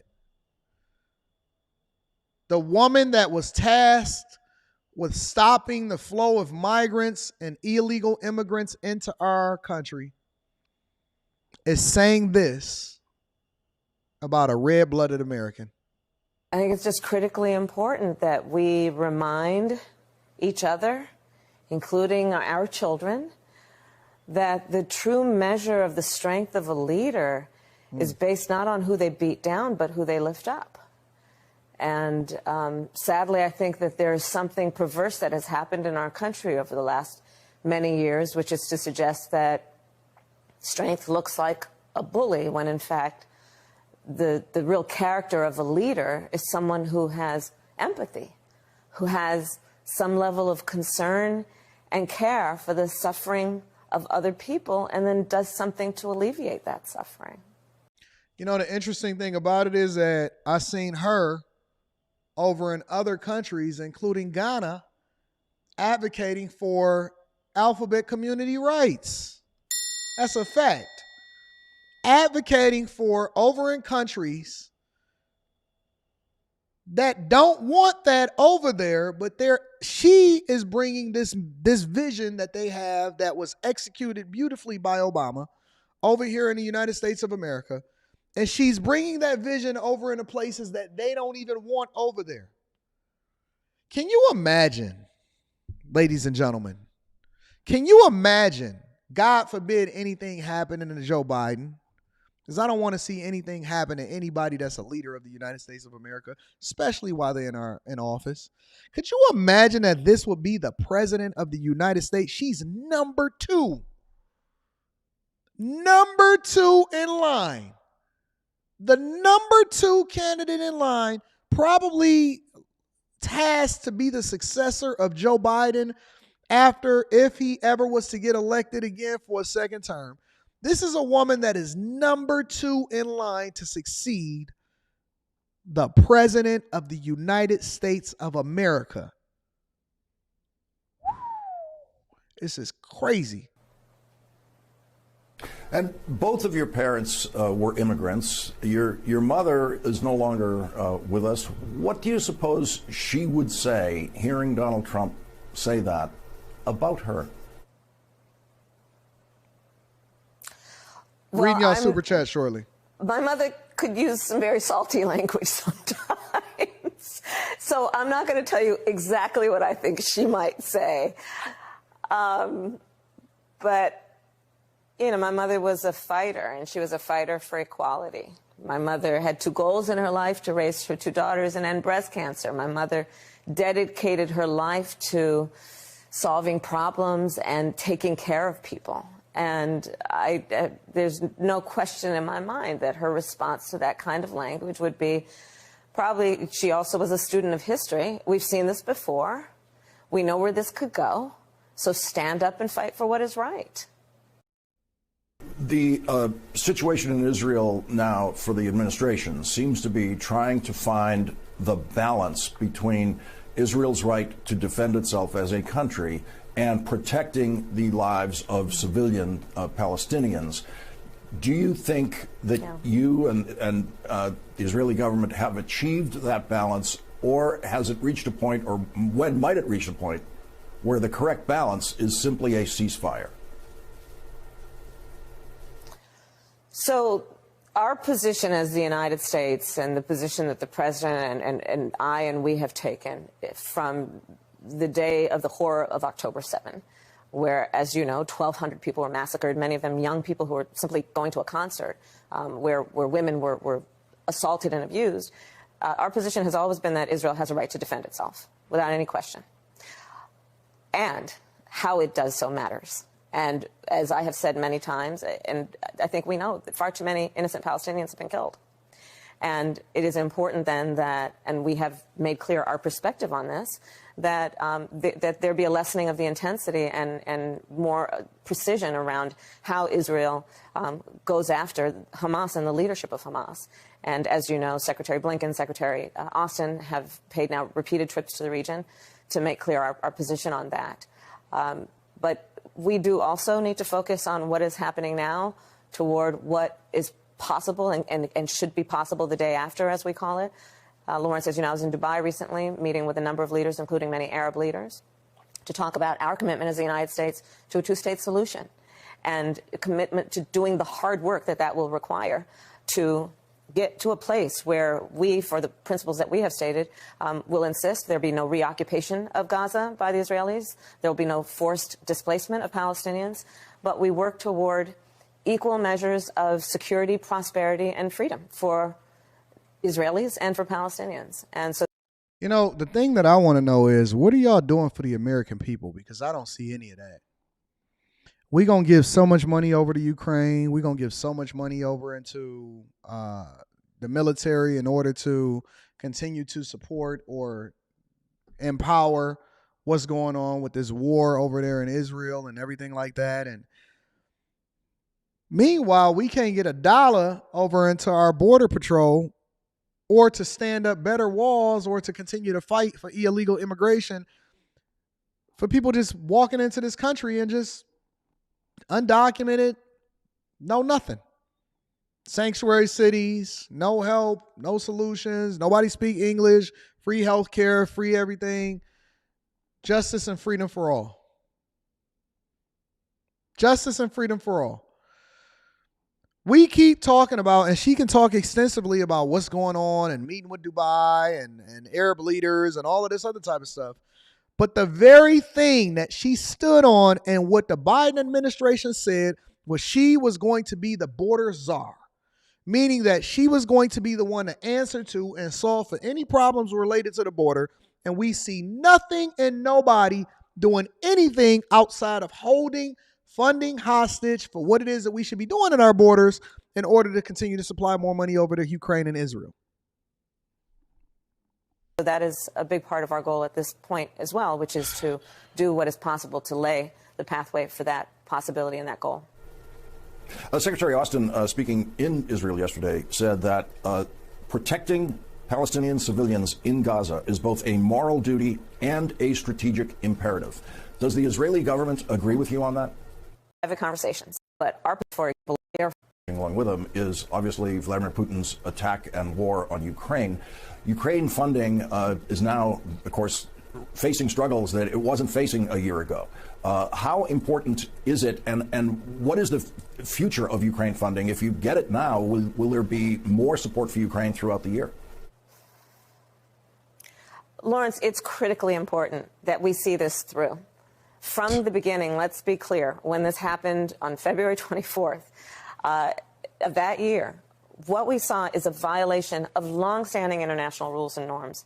Those rules and norms being the importance of protecting sovereignty and territorial integrity, the importance of standing up against any nation forcibly trying to change borders.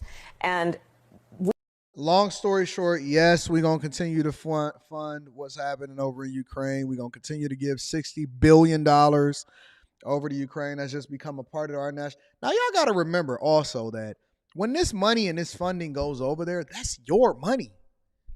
That's your money. This isn't money that just comes out of nowhere, that's just made up out of the blue. This is the debt the American people have to pay interest on. But also on top of that, this is your tax dollars. That's not going to the things that actually help you, but it's going over into things that they can't actually justify. And you have to ask yourself why. Well, I know why. I have a theory as to why. And it has nothing to do with actually protecting the American people, but it has everything to do with who has an interest in what's happening over in Ukraine. And so they just throwing words and anything out there, and they trying to justify, hey, we just going to continue. So you telling me that Biden himself can say when he got elected that he would never give another dollar over into covering our border, but we can make sure that they can cover the borders of countries that we don't supposedly not really supposed to have an interest in. Okay. All right. We, the United States of America, have been a leader for the world and our allies, and in particular Joe Biden has been a profound leader in bringing together nations to the point that we are now looking at an expansion of NATO where some, before this happened, questioned the relevance of NATO, its very existence. Foundational chancellors and kings. And even in tell you, our why I understand is an favorite experiences as a senator was being on the Senate Intelligence Committee, and I'll tell you why. That meeting took place in a SCIF, which is a secure room where no one could bring in their cell phones. There was no public, no press, just us. And people would then walk in that room, regardless of their political party, and take off their jackets, have a cup of coffee, roll up their sleeves, and not act as Democrats or Republicans, but act as Americans who should prioritize first and foremost our national security and the best interest of the people of our country in terms of ensuring that we are standing for our principles. has always been, it was for 50 years, a day of protest in Washington, usually not very large protest, but protest by the people who wanted to overturn Roe versus Wade. Apparently, it's going to be something different this year. You announced today that on January 22nd, which is that anniversary, 51st anniversary of Roe versus Wade, the Vice President's Reproductive Freedom Tour begins, going around the country, beginning in Wisconsin. Listen to what the hell we got going on, y'all. This country is falling apart at the seams. They're going on the. Let me play that again to get the exact name of the tour. Tour begins. Roe versus Wade, the Vice President's Reproductive Freedom Tour.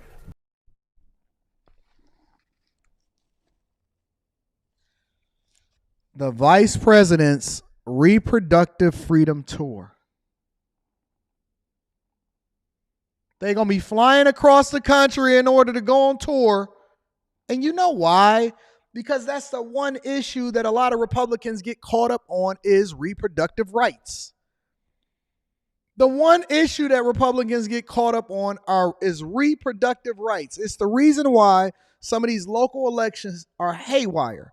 And they going on a Vice President Freedom Body Tour.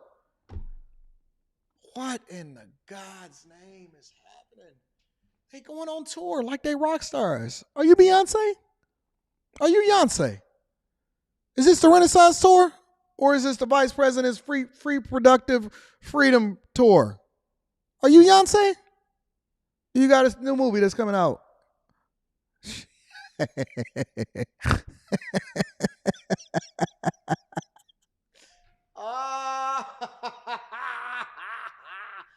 Oh, I love this country. Begins going around the country, beginning in Wisconsin, which obviously everyone knows is a very important electoral state. This seems to be both a hugely important issue, obviously, to Democrats and to the Biden administration, but it also seems to be the beginning of a campaign, a presidential campaign, in which reproductive rights could be the number one issue for your campaign.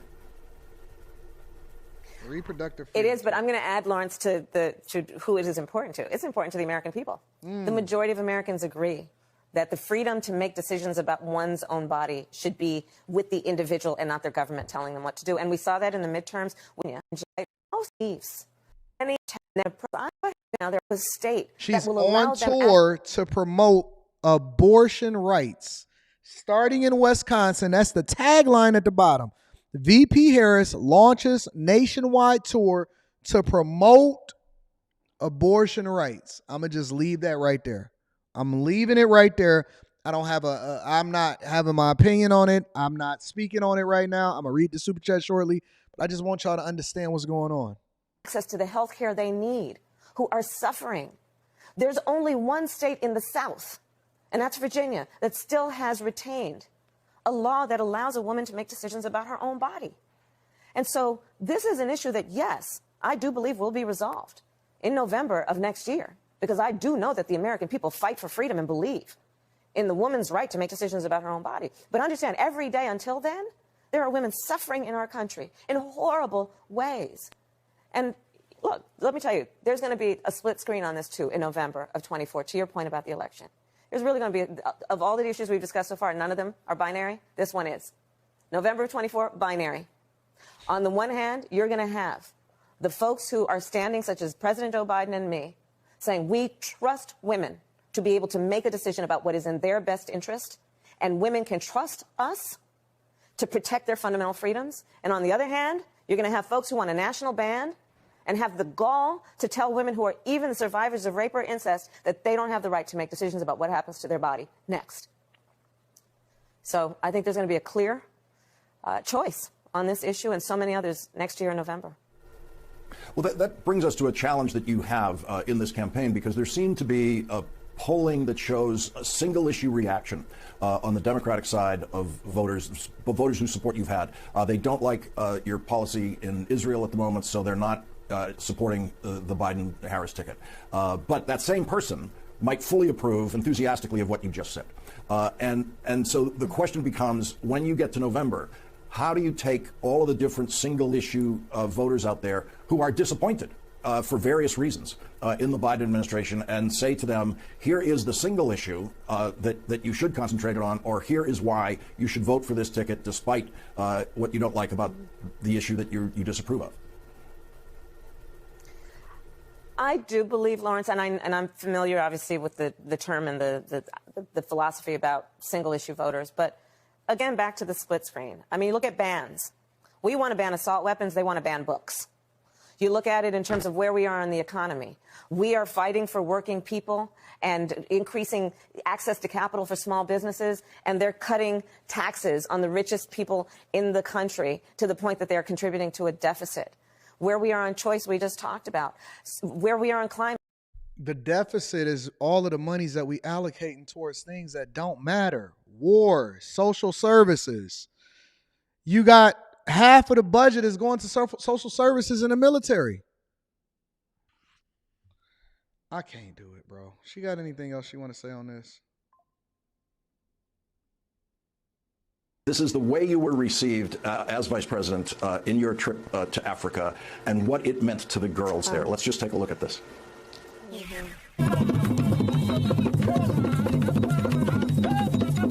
Look at this promotional footage, y'all.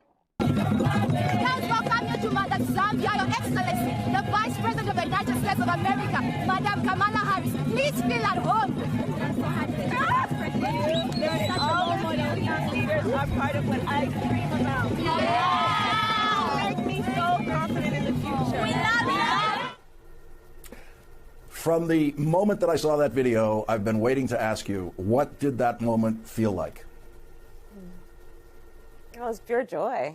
You know, it's we all hope in our lives that we can have an impact in a way that hopefully inspires or gives people a sense of confidence in what is possible for themselves and then who they love in their community. And it was very special, Lawrence. It was very special. And thanks for sharing that clip. I hadn't seen that. It was very special. And, you know. Man, get the hell off my screen, bro. I can't do this junk, bro. Let me read some of these super chats. I can't do it, bro. Messy Mathematician says, Amari's was my little cousin's best friend. This is terrifying. Shout out to Messy Mathematician. I just can't believe that last clip. Juan Hudson says, thanks to the Patreon and Discord, I now have passive income. Shout out to Juan and all of the bag chasers. Link to the Patreon is in the description as well as pinned to the top of the chat. Kung Fu Hustler in the building. They said they are actually bringing illness and drugs, poison across the border. That's what Brandon Johnson said. Prince Lien says, oh no, not the Canadian-born Asian, Indian, Jamaican who never grew up in America and fronts like she's Black American. Her truth isn't the truth. I don't know what her lineage is. I can't speak to it. Tia Marie Toot says Cam gives Ebony K. Don't she? I agree. Very similar. Jacques Wells says relationships over traditions. Agape love. Matthew 6:33. Thank you, my friend. John Doe in the building says, just yesterday, a woman tried to tell me that women mature faster than men. I told her that ideology is why young girls in high school is getting turned out by grown men. Rest in peace to that young lady in Chicago. Thank you, my friend.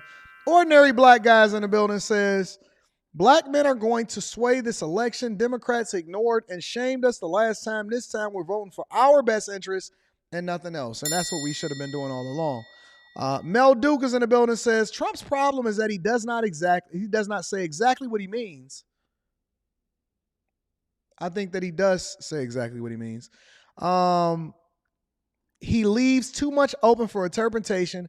People will say that what they think he means. No, they take sound bites and then they try to make it out to be something that it's not. I think that he says exactly what he means, but that's just my opinion. Anyways, let's head over to Philadelphia for a second, because I covered a little bit of what was happening in Philadelphia yesterday. But there's a new TikTok trend, and it's called trank tourism. Now, obviously, I've been bringing Philadelphia to the front of the congregation for several different reasons, including what was going on over at Kensington Avenue. And I had a conversation yesterday with y'all about what exactly was happening on Philadelphia with the flesh-eating horse tranquilizers that's input inside of the fentanyl and heroin, and the business owners, and how Our government is basically leaving everybody for dead over there while they continue to pour money over into Israel and Ukraine. Anyways, but there's a new trend that is happening on TikTok, and it's called trank tourism, and it's the new wave. And the people that are on the front lines of Philadelphia are not happy about it. Let me break it down for you. This is the story of the new front line of the US opioid crisis and the people exploiting it. Kensington has been plagued by an opioid crisis. Can make users appear zombie-like. Nobody's sending in the troops to help people that are zombies. And when you see people like nodding out, yeah, that's all that trank. In America, I mean, you kill zombies. We hate zombies. They're terrible. It's a horrible thing to call a human being. People need to stop coming into our community and exploiting us and profiting off of what we're going through. You cannot deny it's money in it. I'm never going to be the one to try to halfway it and try to say everything is about the love for the people, because it's not. Yes, tranquilizer, Tia. DEA is well aware of xylazine. They recently released a nationwide. It's uncomfortable to see, to film.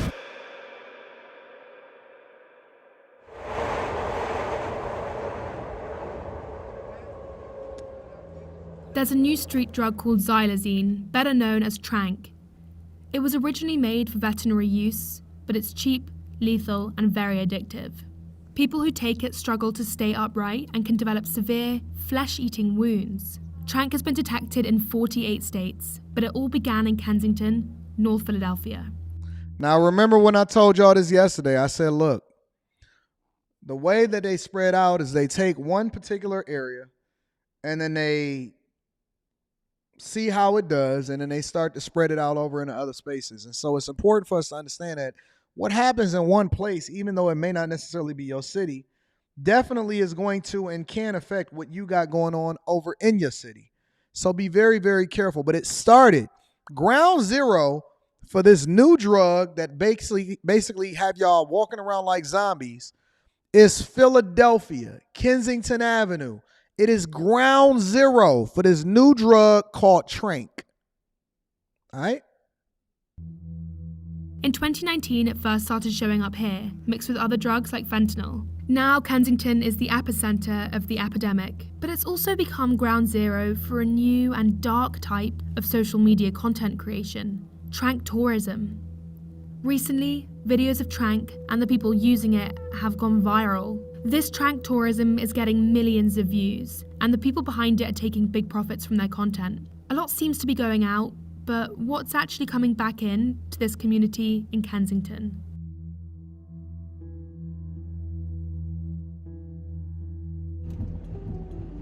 My name is Sarah Laurel. I'm the founder of Savage Sisters nonprofit and the executive director. I started it in 2017 when I got into recovery. Savage Sisters, an organization providing resources to those affected by substance disorder, sits in the heart of Kensington. Yeah, like a fucking circus, bro. As soon as we come in, we open up, we do coffee, and then people start signing up to have a shower or wound care or both. I understand that the visual effects of the substance, of trank dope, of xylazine, is our friends are lethargic. They appear to be in a coma-like state, and it can be very affronting to some individuals when they come down here. Recently, Sarah has expanded beyond this day-to-day care. She started the Harm Ethical Reduction Committee, a crucial next step, she believes, in raising awareness of the impacts of trank tourism. We're essentially just doing a little bit more research on the largest YouTubers and TikTokers that are coming down here and creating stigmatizing and exploitive videos, and we're sharing it publicly. So basically what they're saying is this thing has basically been taking hold of what is happening in Philadelphia over the last at least 4 to 5 years. Over the last 4 to 5 years is when it started creating visibility for what's happening on Kensington Avenue. So when you see these videos pop up on TikTok or YouTube or whatever, it's racking up a lot of views for a lot of people. And it was, I remember, and let me call it out real quickly. And you know me, I don't mind saying names or whatever, but actually, you know what? I'm not going to say names.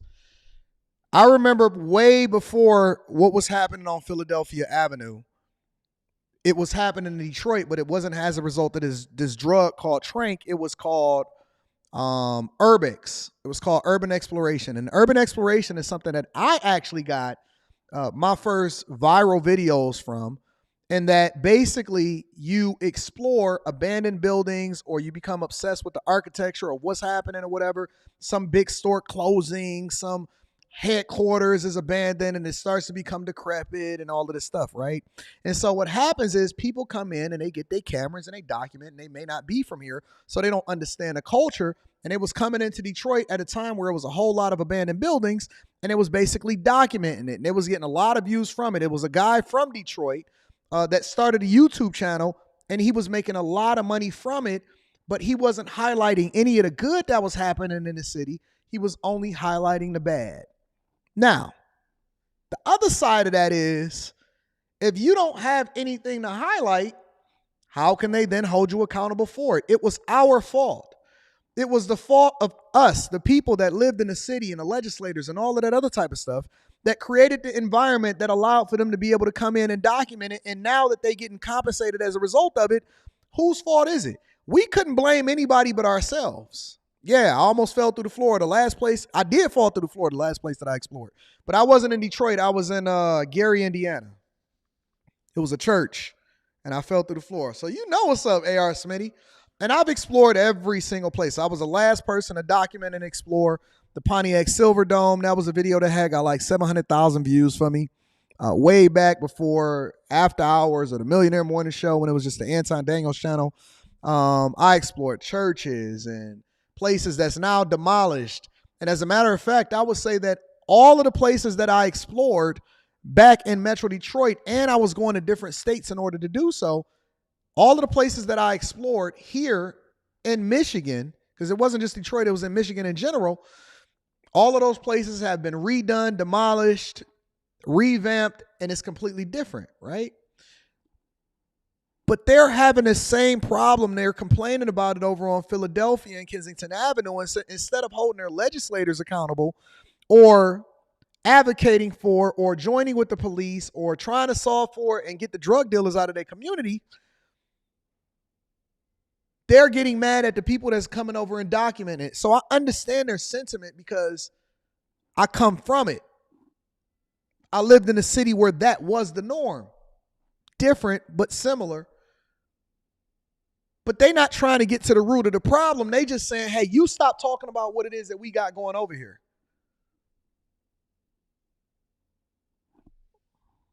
The majority of the individuals who are hearing this have never been to Kensington and will never come to Kensington. So their only perception, their only experience with what is going on in our community is what they get from the media and social media. You use Trank? Yeah. You have? Mm-hmm.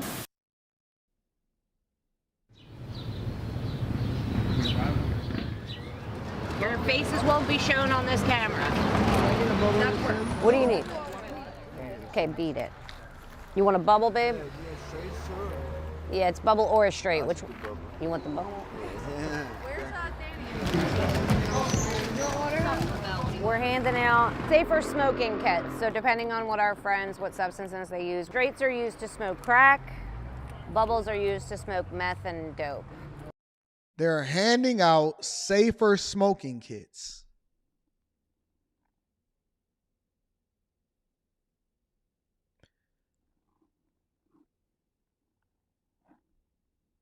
They're handing out, and they're providing the fiends a better way for them to be able to consume the drugs. And the argument, I'm assuming, is that, well, they're going to consume the drugs anyway. We might as well make it safer for them. This is a large American city, y'all. This is a huge American. This is Philadelphia. They got an NBA team, the 76ers. They got an NFL team, the Eagles. They got an NHL team, the Flyers, I believe. This is a major American city where fiends are walking up to get safer supplies to be able to take in the drugs that's being sold to them illegally.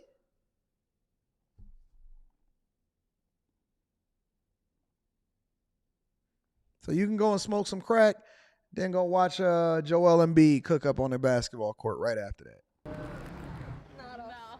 Not us. No. I'm updating their voter registration. Okay. You know, they have a right to vote too. It's getting looked at quite weirdly because obviously we have a freaking huge camera with us.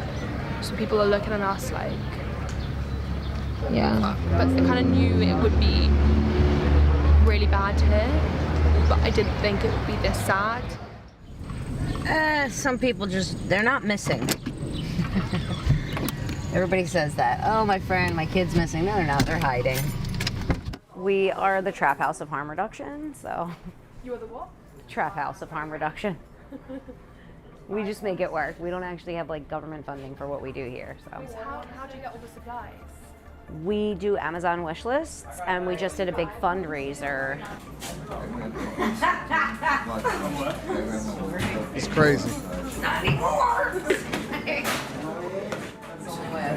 I will, thank you. Maybe Mel can go to the game. I mean, there's a lot of outreach groups that do like a weekly outreach, but nobody with a building like us now, and what we offer. But everybody tries. That's basically what we're all doing. And people who are filmed without consent can email their helpline. People need to stop coming into our community and exploiting us and profiting off of what we're going. Now, a lot of people don't think that you can film people without their consent, and they're wrong. As a content creator, this is right up my alley. I understand what it is. If you are in a public space, you can be filmed. If you are in a public space, if you are out on the streets, if you are hanging out in parks, if you're walking out the street, just out and about, they do not have to blur your face, and they do not need your consent in order to be able to film you. Now, I'm not telling you should walk out there trying to film people, but what I am saying is be very, very careful and understand what your rights are. If you are out and about and you are walking around or whatever, so on and so forth, and you are in a public space, people do not need permission to film in a public space. That is a public space. Anybody can film. They don't need your permission. So nobody is actually breaking the law. They just don't like the fact that they're doing it and then being able to profit from it. Going through. If you're not here to help, then get out. You have to have a call to action and raise real awareness. But interviewing individuals like one-on-one in that way and asking them such traumatizing questions at a street level basis with no follow-up care. So what happened to your arm? Like I see a mark right there. Infections from shooting up. My friend, what is it that causes him to act like this? Fucking fentanyl. No, it will never be okay.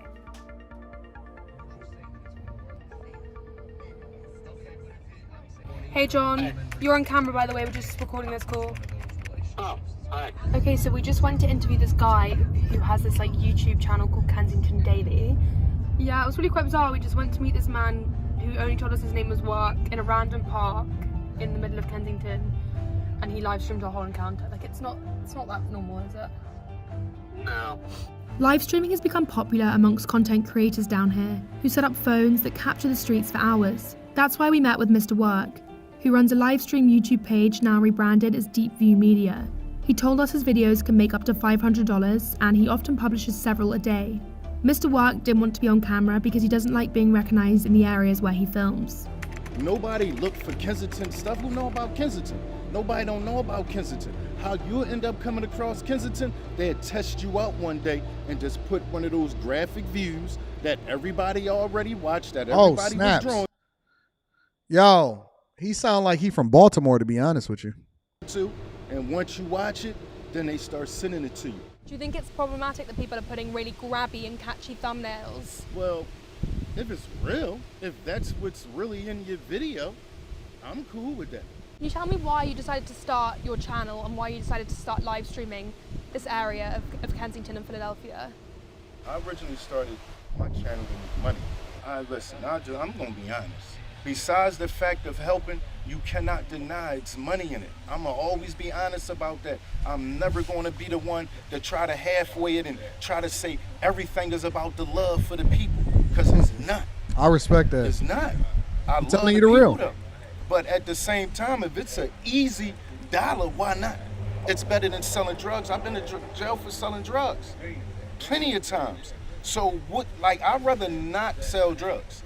When I go different places and I see how nice the places look, I realize that's why they are drawn and feel the way they feel when they see Kensington. It makes sense for them. It's so many that don't see Kensington that when they see Kensington, they like, that cannot be true. And it's almost like a TV show. What you're seeing when you look at that camera is an unscripted reality show. What do you think of that? What? Them watching it like it's a TV show. I never really thought about it, to be honest. I don't get a lot of views, but my channel's growing and it's doing good. It'll keep doing good, I think. Like I said, I'm just trying to do it without exploiting people down here, and that's where it gets hard. This is Jeff. He runs a YouTube account documenting Kensington. You know what? We're gonna do something illegal right here. We're gonna drive like we're from Philly. What's driving like a Philly? It's just all the rules are suggestions. I just saw someone shooting up there. Oh yeah, you'll see that all over the place. Jeff got clean from heroin in April 2016 and left Philadelphia when he decided to get sober. He started his channel Jeff's High on Life in November and said that last month he made just over $1,000. Jeff still gets far less views than some of the other big channels, and most of the money he makes goes back into buying wound care supplies. That's what I wanted to do, was just try and show a human side to the addiction down here. Let me tell you something, bro. Ultimately, what it comes down to is that wherever it is that it's ability to make money, that's where the people is going to go. And if they see that it's popping off on there and people getting a lot of views, and that's what they're going to talk about. And you can't stop it. The only thing that you can do to stop it is to stop the problem in itself. And if you change the problem, then you will change the perception of what it is. And you can't change the perception overnight. It's going to come over a period of time that allows for you to then look at it differently. I work every single day in the city of Detroit, and I see how it's changed. But I also understand that there's a lot of people that see the city differently because of the narrative that's been painted to them over a period of time, justifiably. The city was messed up for a long time. That was our fault. Maybe not my fault personally, but that was our fault that the city turned into whatever it is that it turned into. Then we changed it. And so now it's going to take time for people to see it for themselves. And it's not going to happen overnight. The same way that the reputation wasn't developed overnight is the same way that the reputation is not going to change overnight. People are going to have to see the change over a period of time and be consistent with it. But you can't get mad at the people for documenting it and then profiting off of it as at the same time. You can't control that. All you can do is control yourself. Life is 90% of what you do as a result of what happens to you. 10% of what happens to you, 90% of how you react to it. Let me read a couple of super chats, and then I want to get over into this one thing where we talk about money. Brock says, pass a love offering. Thank you, Brock. I appreciate you. Magruder, Dre is in the building, says it was a special experience. Shout out to Dre Magruder. I appreciate you. My dog, Jay Ben, says, Kamala Mystique Harris, the greatest transformer, strikes again. Hashtag ban Marvel. She's walking, living, and breathing. Entertainment purposes only. Shout out to my dog, Jay Ben. D Legend says, at this rate, Raccoon City and the T-Virus will become real. These cities is messed up. Next Level MF says, Anton jumped a fence on a motorcycle. Who remembers that? You looking into my old videos now. It's still up, though. Bernie's Road Book Tour says, truth is liberals want us all doped up. We already all doped up. Bag for Bag says, these people are the biggest hypocrites. You mad at them for making content, but give them ammunition to make the content.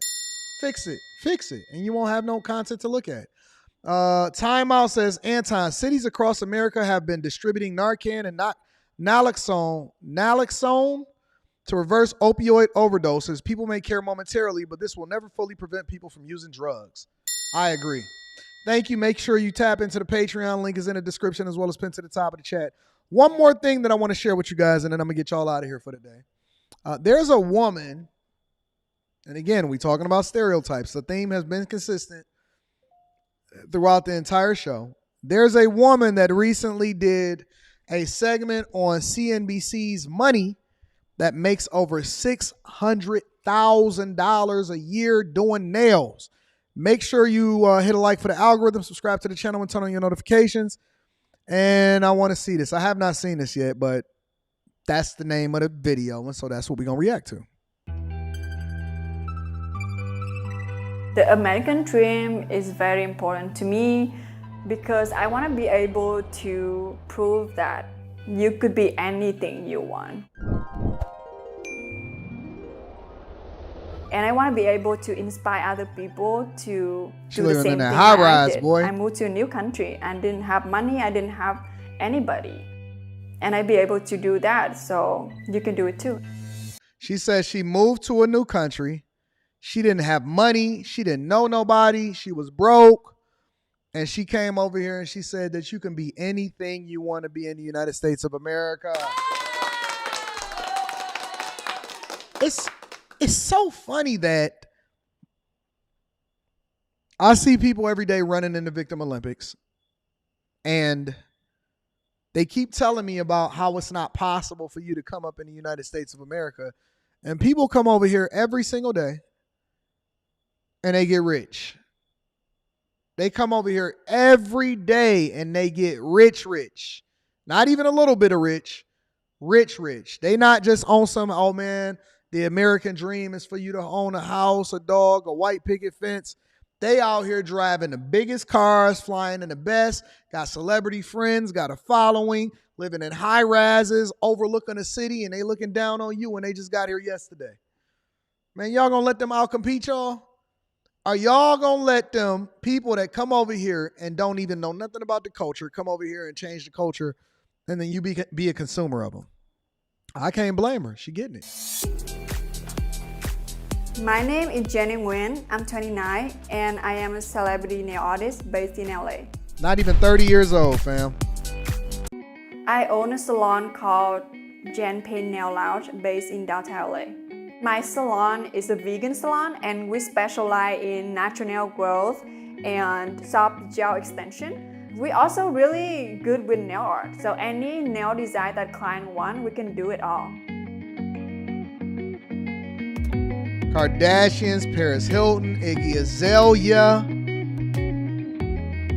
Apple, Converse, Chanel, and grew up in Vietnam. I grew up in a village called Hưng Tây. I feel like very close to my hometown. I had a happy childhood, but I didn't have money. And we didn't have enough food sometimes or water. Do you know what vegan nails is, E Senior? Do you know what being vegan means? You know what the difference between vegan and vegetarian? I see you in the chat. The difference between vegan and vegetarian is vegetarian basically, in a nutshell, you basically say that you don't eat meat.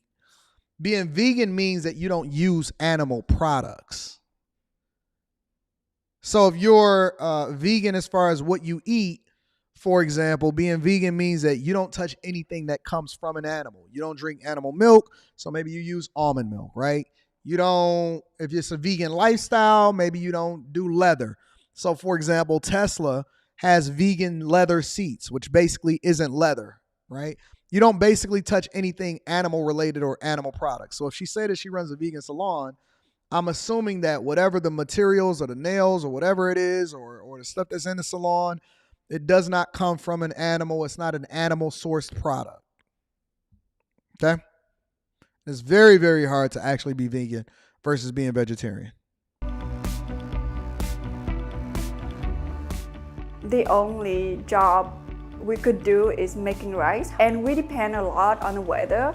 So when a storm hit, we basically lost everything. We grew up very poor, and my parents, they both farmers. I love almond milk too. You're right. So I always look for really the opportunity to change our family fortune. So they legally migrated over into the United States of America. So I'm cool with that. I'm cool with that. A lot of people think that people coming into the country is bad. I don't think that people coming into the country is bad. I believe that people coming into the country undocumented and illegally is bad. I'm not against immigration. I'm against illegal immigration or illegal immigration guise in the guise of, or cloaking it as, asylum seeking. I don't believe that people should be able to just do things without rules. I think that we should know who's coming in where, And if you go into other countries, they only want your best and brightest.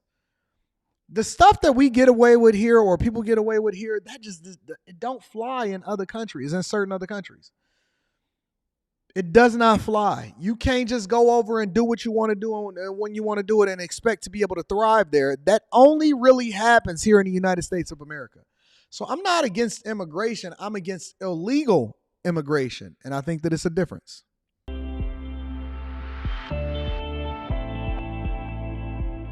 Well, when we wrong, first moved LLC. to the US, we landed in New York, and my families and I, we share a basement. And I really scared when we moved there. Get the feeling of being helpless when I want to help my sibling, but I can't. So she negatively motivated. So basically, she remembered where she come from, and that work ethic kept with her in a land of opportunity. And so basically, success is when opportunity meets preparation, and she leveraged that in order to continue to propel herself forward. See, I think that the majority of the people are lazy. That's what it comes to. Who is that beeping at my window? Blow.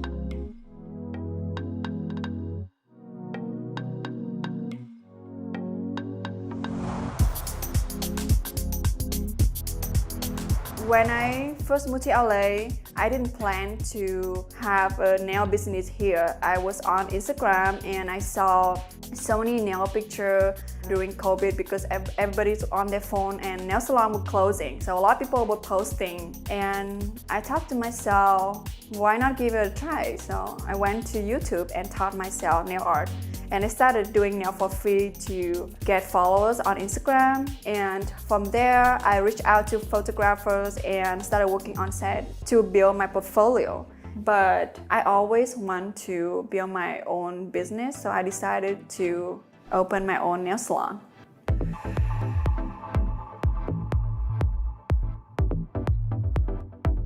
But did you see what she said in order to market herself? And this is the part that a lot of people miss. I just got a new sign. So the new "Don't Do Coke in the Bathroom" sign just came in. But the way that she markets herself is, and I don't know how many times I've had this conversation with people, and they will argue me down. They will argue me down every single day. They said, listen, she said, look, I did it for free. I did it for free in order to build up my clientele, master my craft. So many people, man, I'm telling you, let me tell you something. And I'm going to hold my culture to the account. Every day that I open up Instagram, I keep seeing people that say, know your worth, or charge this or charge that. Man, look, I give away information and insight on YouTube every single day for free. Every day I give y'all game and stuff like that. And so it's funny because people have a very difficult time marketing themselves. And then they say, well, I ain't doing it for free. Ain't nobody checking for you. The value of what you provide is based off of what people are willing to pay for it. You can't raise the price until you have a demand that outstrips your supply. And so what she did in order to market herself is she added value to people. And then what happened after that is that people realized the value that she had, and they realized that they couldn't live without her. And so she then became so much in demand that it then compensated her according to whatever her skill set was. But people it is a balance that you are going to have in order to be able to do stuff, in order to really be able to be successful. But a lot of people are unwilling to do stuff for free, and they don't even have nothing. They're not even good at what they do, but they're willing to charge somebody. You're not about to take all my time. I remember when, what was her name? Glorilla, and I don't even like her, but it's a good talking point. I remember when Glorilla had put out an ad, and she was like, yeah, it's a paid assistant or whatever, and so on and so forth. And people was like, oh, you only paying that and all of this other type of stuff. I'm like, you getting your foot in the industry. How do you think that Kim Kardashian even got to the point to where she made it? No, she learned from Paris Hilton because she was Paris Hilton's assistant and how to market herself, and then put herself in a position to even meet the people and get into the industry where people started recognizing who she was in the first place. I ain't giving you the game right now. I'm just gonna react to this. Gotta put this sign over here.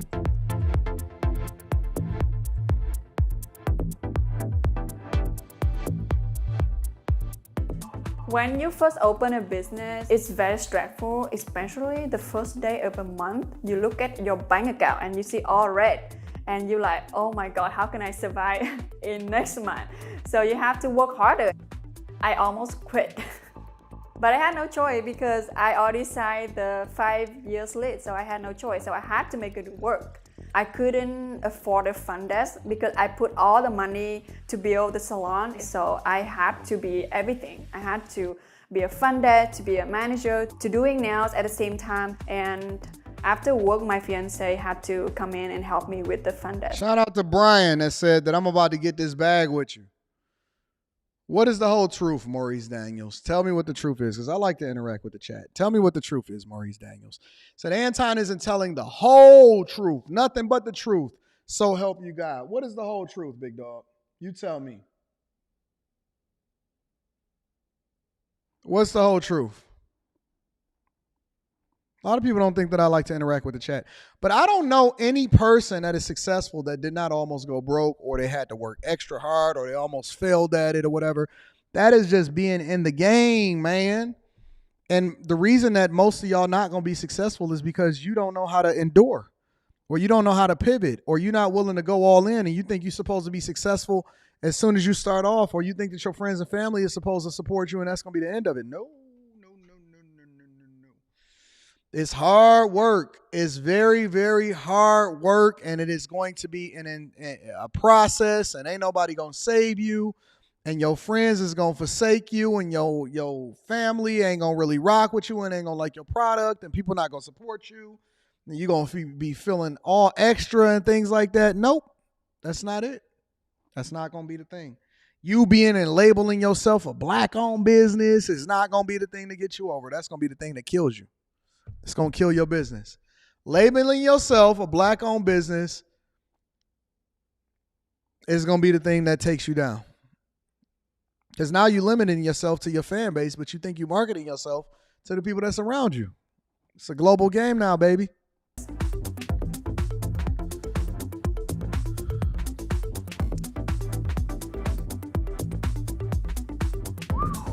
She charges $500 to $1,000 per day for on-set work and $500 for celebrity house calls. Hey, I need a mobile barber. I need a mobile barber. I need somebody that's going to come up in here and do my beard in the morning. I need a mobile barber, a Detroit mobile guy that actually is dope at doing beards. I need somebody that's dope at doing beards. If y'all know any dope barbers that's in the Detroit area that can come to the studio that do mobile calls, tell them to hit me up. Tell them to DM me on my Instagram. My link to my Instagram is in the description.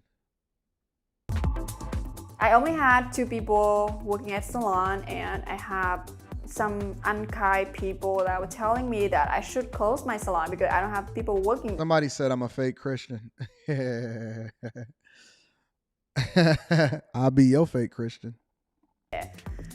And it was really sad, very stressful.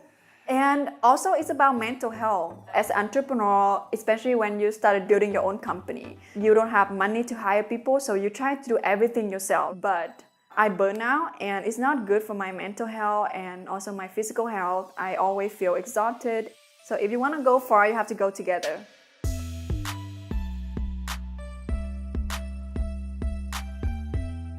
They could do without this music. In 2022, her business brought in over $600,000. I could believe it. Another thing about the service business is you have to make sure that people are happy.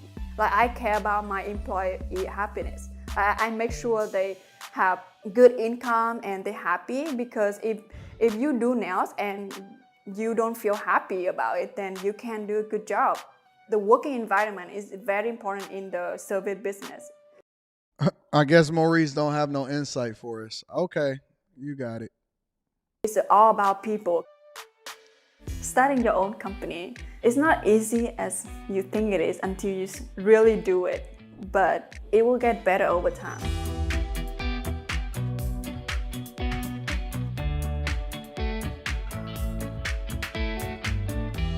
All right, so she's expanding her business and all that stuff, so that's cool. That's awesome. But the fundamentals is still there. The fundamentals is still there. The fundamentals is that it's going to take a lot of hard work. It's going to be some failures. You're going to almost go broke. You need to invest your own money. And most people have no clue what it takes to be successful as an entrepreneur. And they think that you just popped up and because you pretty or because she was pretty or because you got parents or you was raised in a two-parent household, that's going to be the thing that gets you over the hump. It's not. It's not. It's going to be very, very, very difficult for you to be successful and to scale your life up. Very difficult. It's a myth. It's a lie that you could just wake up and not be anything, right? And that be the end of it. Y'all said drop the link for Maurice. All right, let's drop the link. I ain't no problem with that. It ain't even Friday. Y'all want me to drop the link? I got a couple minutes before my DoorDash get here. Maurice, you have an opportunity. Maurice only. For Maurice only. To hold Anton accountable.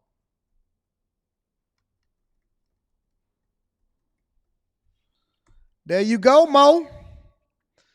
Now Maurice has an opportunity. The link just dropped inside of the chat. Maurice has an opportunity to come up here and hold Anton accountable. And it ain't even Friday. You know Anton love to smoke. Make sure y'all tune into the live stream tonight. Anton love it when people come up here and hold him accountable. Let me read some of these super chats. Maurice, I'll give you a few minutes. LLC says, I don't believe she made $600,000 a year doing nails. Sorry, you crazy. You crazy. I believe she did. Sounds like laundering money to me. Maybe I'm wrong. Nah, I think she really got it out the mud. Prince L.E.N. says, Mr. Daniels, if you get a chance, check out Rippaverse. It's Eric July's multi-million-dollar comic book company he built and funded with his own money. All right, I'll check that out. Absolutely.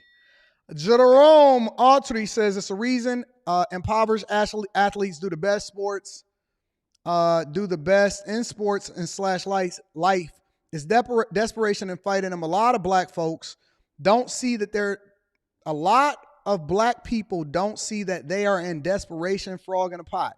Yeah, I agree with you. And you know what the funny part about that is that that's why I say that people need to allow for their children, especially their sons, to fail in a controlled environment.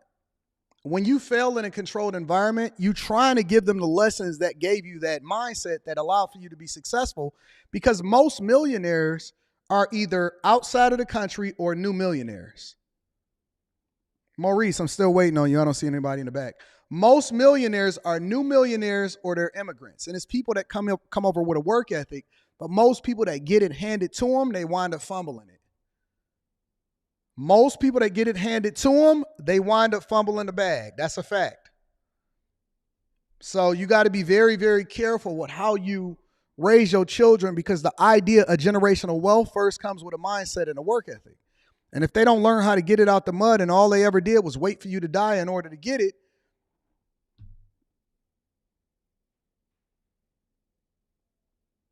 it's not going to work out for you. I don't see anybody in the back. Maurice, I'm going to drop the link for you one more time. Give me a second.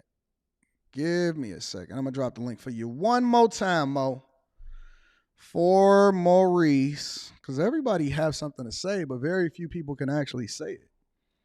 To hold Anton Daniels accountable. You know what the thing that I'm always wondering, honestly? I was thinking about this as I was in the shower and then I got out and I brushed my teeth. There you go, Mo.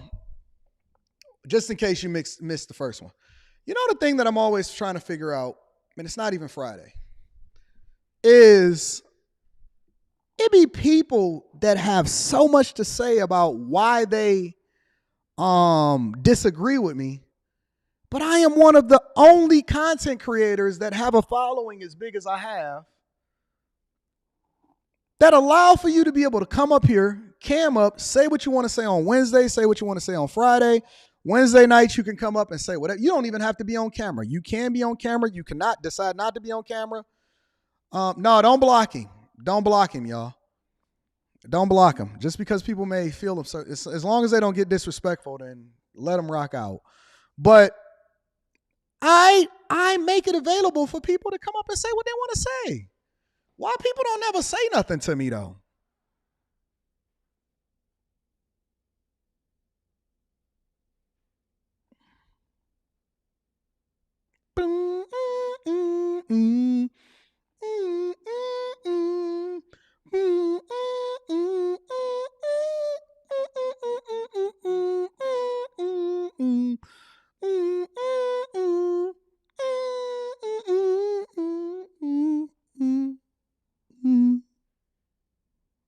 How come y'all favorite content creators don't actually pull up and say nothing? I've been doing this for a long time. I've been making it available for people to say what they want to say to me for a long time. Very rarely can people actually go up and say what they want to say to the person. And you have freedom to be able to do so. You can hold me accountable. You can say, Anton, I don't believe you. You stupid. You a dumb Christian. Your relationship is trash, whatever. Say what you want to say.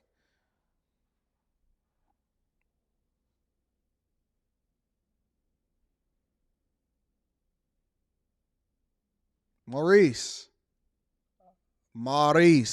are you going to come up or no? Or you put your phone up? You know what I think, Maurice? I think you a sucker. I think you scared. I think your mama coddled you when you was little and she told you that you was special, and then when you became grown, you ran into somebody like me that put you in a locker. I think that you still wear tighty whities. I think you be having streaks in your drawers. I believe that your father probably left you when you was younger. I also believe that you're a failure in life. I think that it's a reason why you don't even have a profile picture. I think that what you do is you lean on the fact that other people are more successful than you. And so in order for you to be able to get your rocks off, similar to people that we've seen on shows like Mindhunter, I think that what happens is you troll in chats because you don't really actually have a leg to stand on. And you've never actually had somebody to bring you to the front of the congregation. But I know your type. I've seen you. I know who you are. Your mama named you, not your daddy. Your mama named you.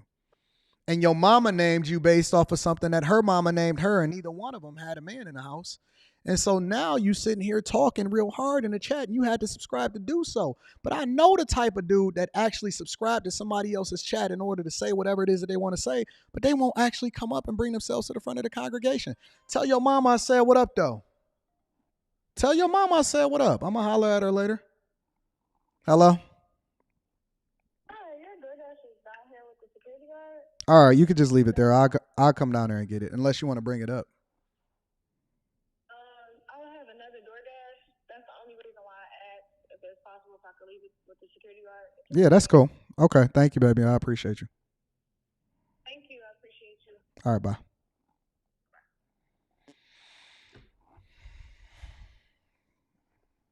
Did you tell your mama I said what up? I don't see nobody in the chat. I don't see nobody on the line. It's completely empty. It's completely empty. Are you even still here? Mo, don't go nowhere. Oh, well, I guess another one bites the dust. Tell your mama I said what up, though. Tell your grandmama I said what up, though. Tell your daddy I said I love you. I love your father for missing out on some of the best moments of your life. He was smart. At least he knew how to get out of Dodge. He said, this little boy ain't gonna have no best moments. I don't want him calling me daddy, being a bad representation of what he ain't know I had bad genes. His mama was just the type of woman that I needed to get for the night. And then when I woke up, I said, oops. Mama didn't love me. Mama knew love. Y'all heard that Anthony Hamilton song? Anyways, I guess Maurice said that I'm not coming up. It's a lot of people that talk, but then when you give them an opportunity to say something, they don't say anything. All right, so listen. I love you guys. I appreciate you. Let me holla at y'all with this last super chat. Says Civ Lap says Maurice's battery ran out. He followed. All of a sudden, they disappear. You know what I'm saying? Anyways, I love you guys. I appreciate you. Thank you for continuing to rock out with me. I guess we have no more Mo. And but chat lives matter. So make sure y'all tune into the live stream tonight on Wednesday night. It's gonna be crazy. I promise you. It's gonna be a show to remember. Make sure it's gonna be one of the last, the second to the last live stream that I do on a Wednesday night. Y'all better get ready. Buckle up. All right. I love y'all. I appreciate y'all. Make sure you tap into the Patreon. Link is in the description as well as pinned to the top of the chat. But I need y'all to do me one more favor before we get up out of here. All right. Make sure you tell this to your family and friends, and also tell us to Maurice's girlfriend or boyfriend. Tell this to Maurice's boyfriend. Tell him, say, we don't want to be rich by ourselves. I love you. I appreciate you. Tune into the live stream tonight. It's going to be lit, and we getting it popping, all right? I love y'all. I'm going to holler at y'all later. Peace.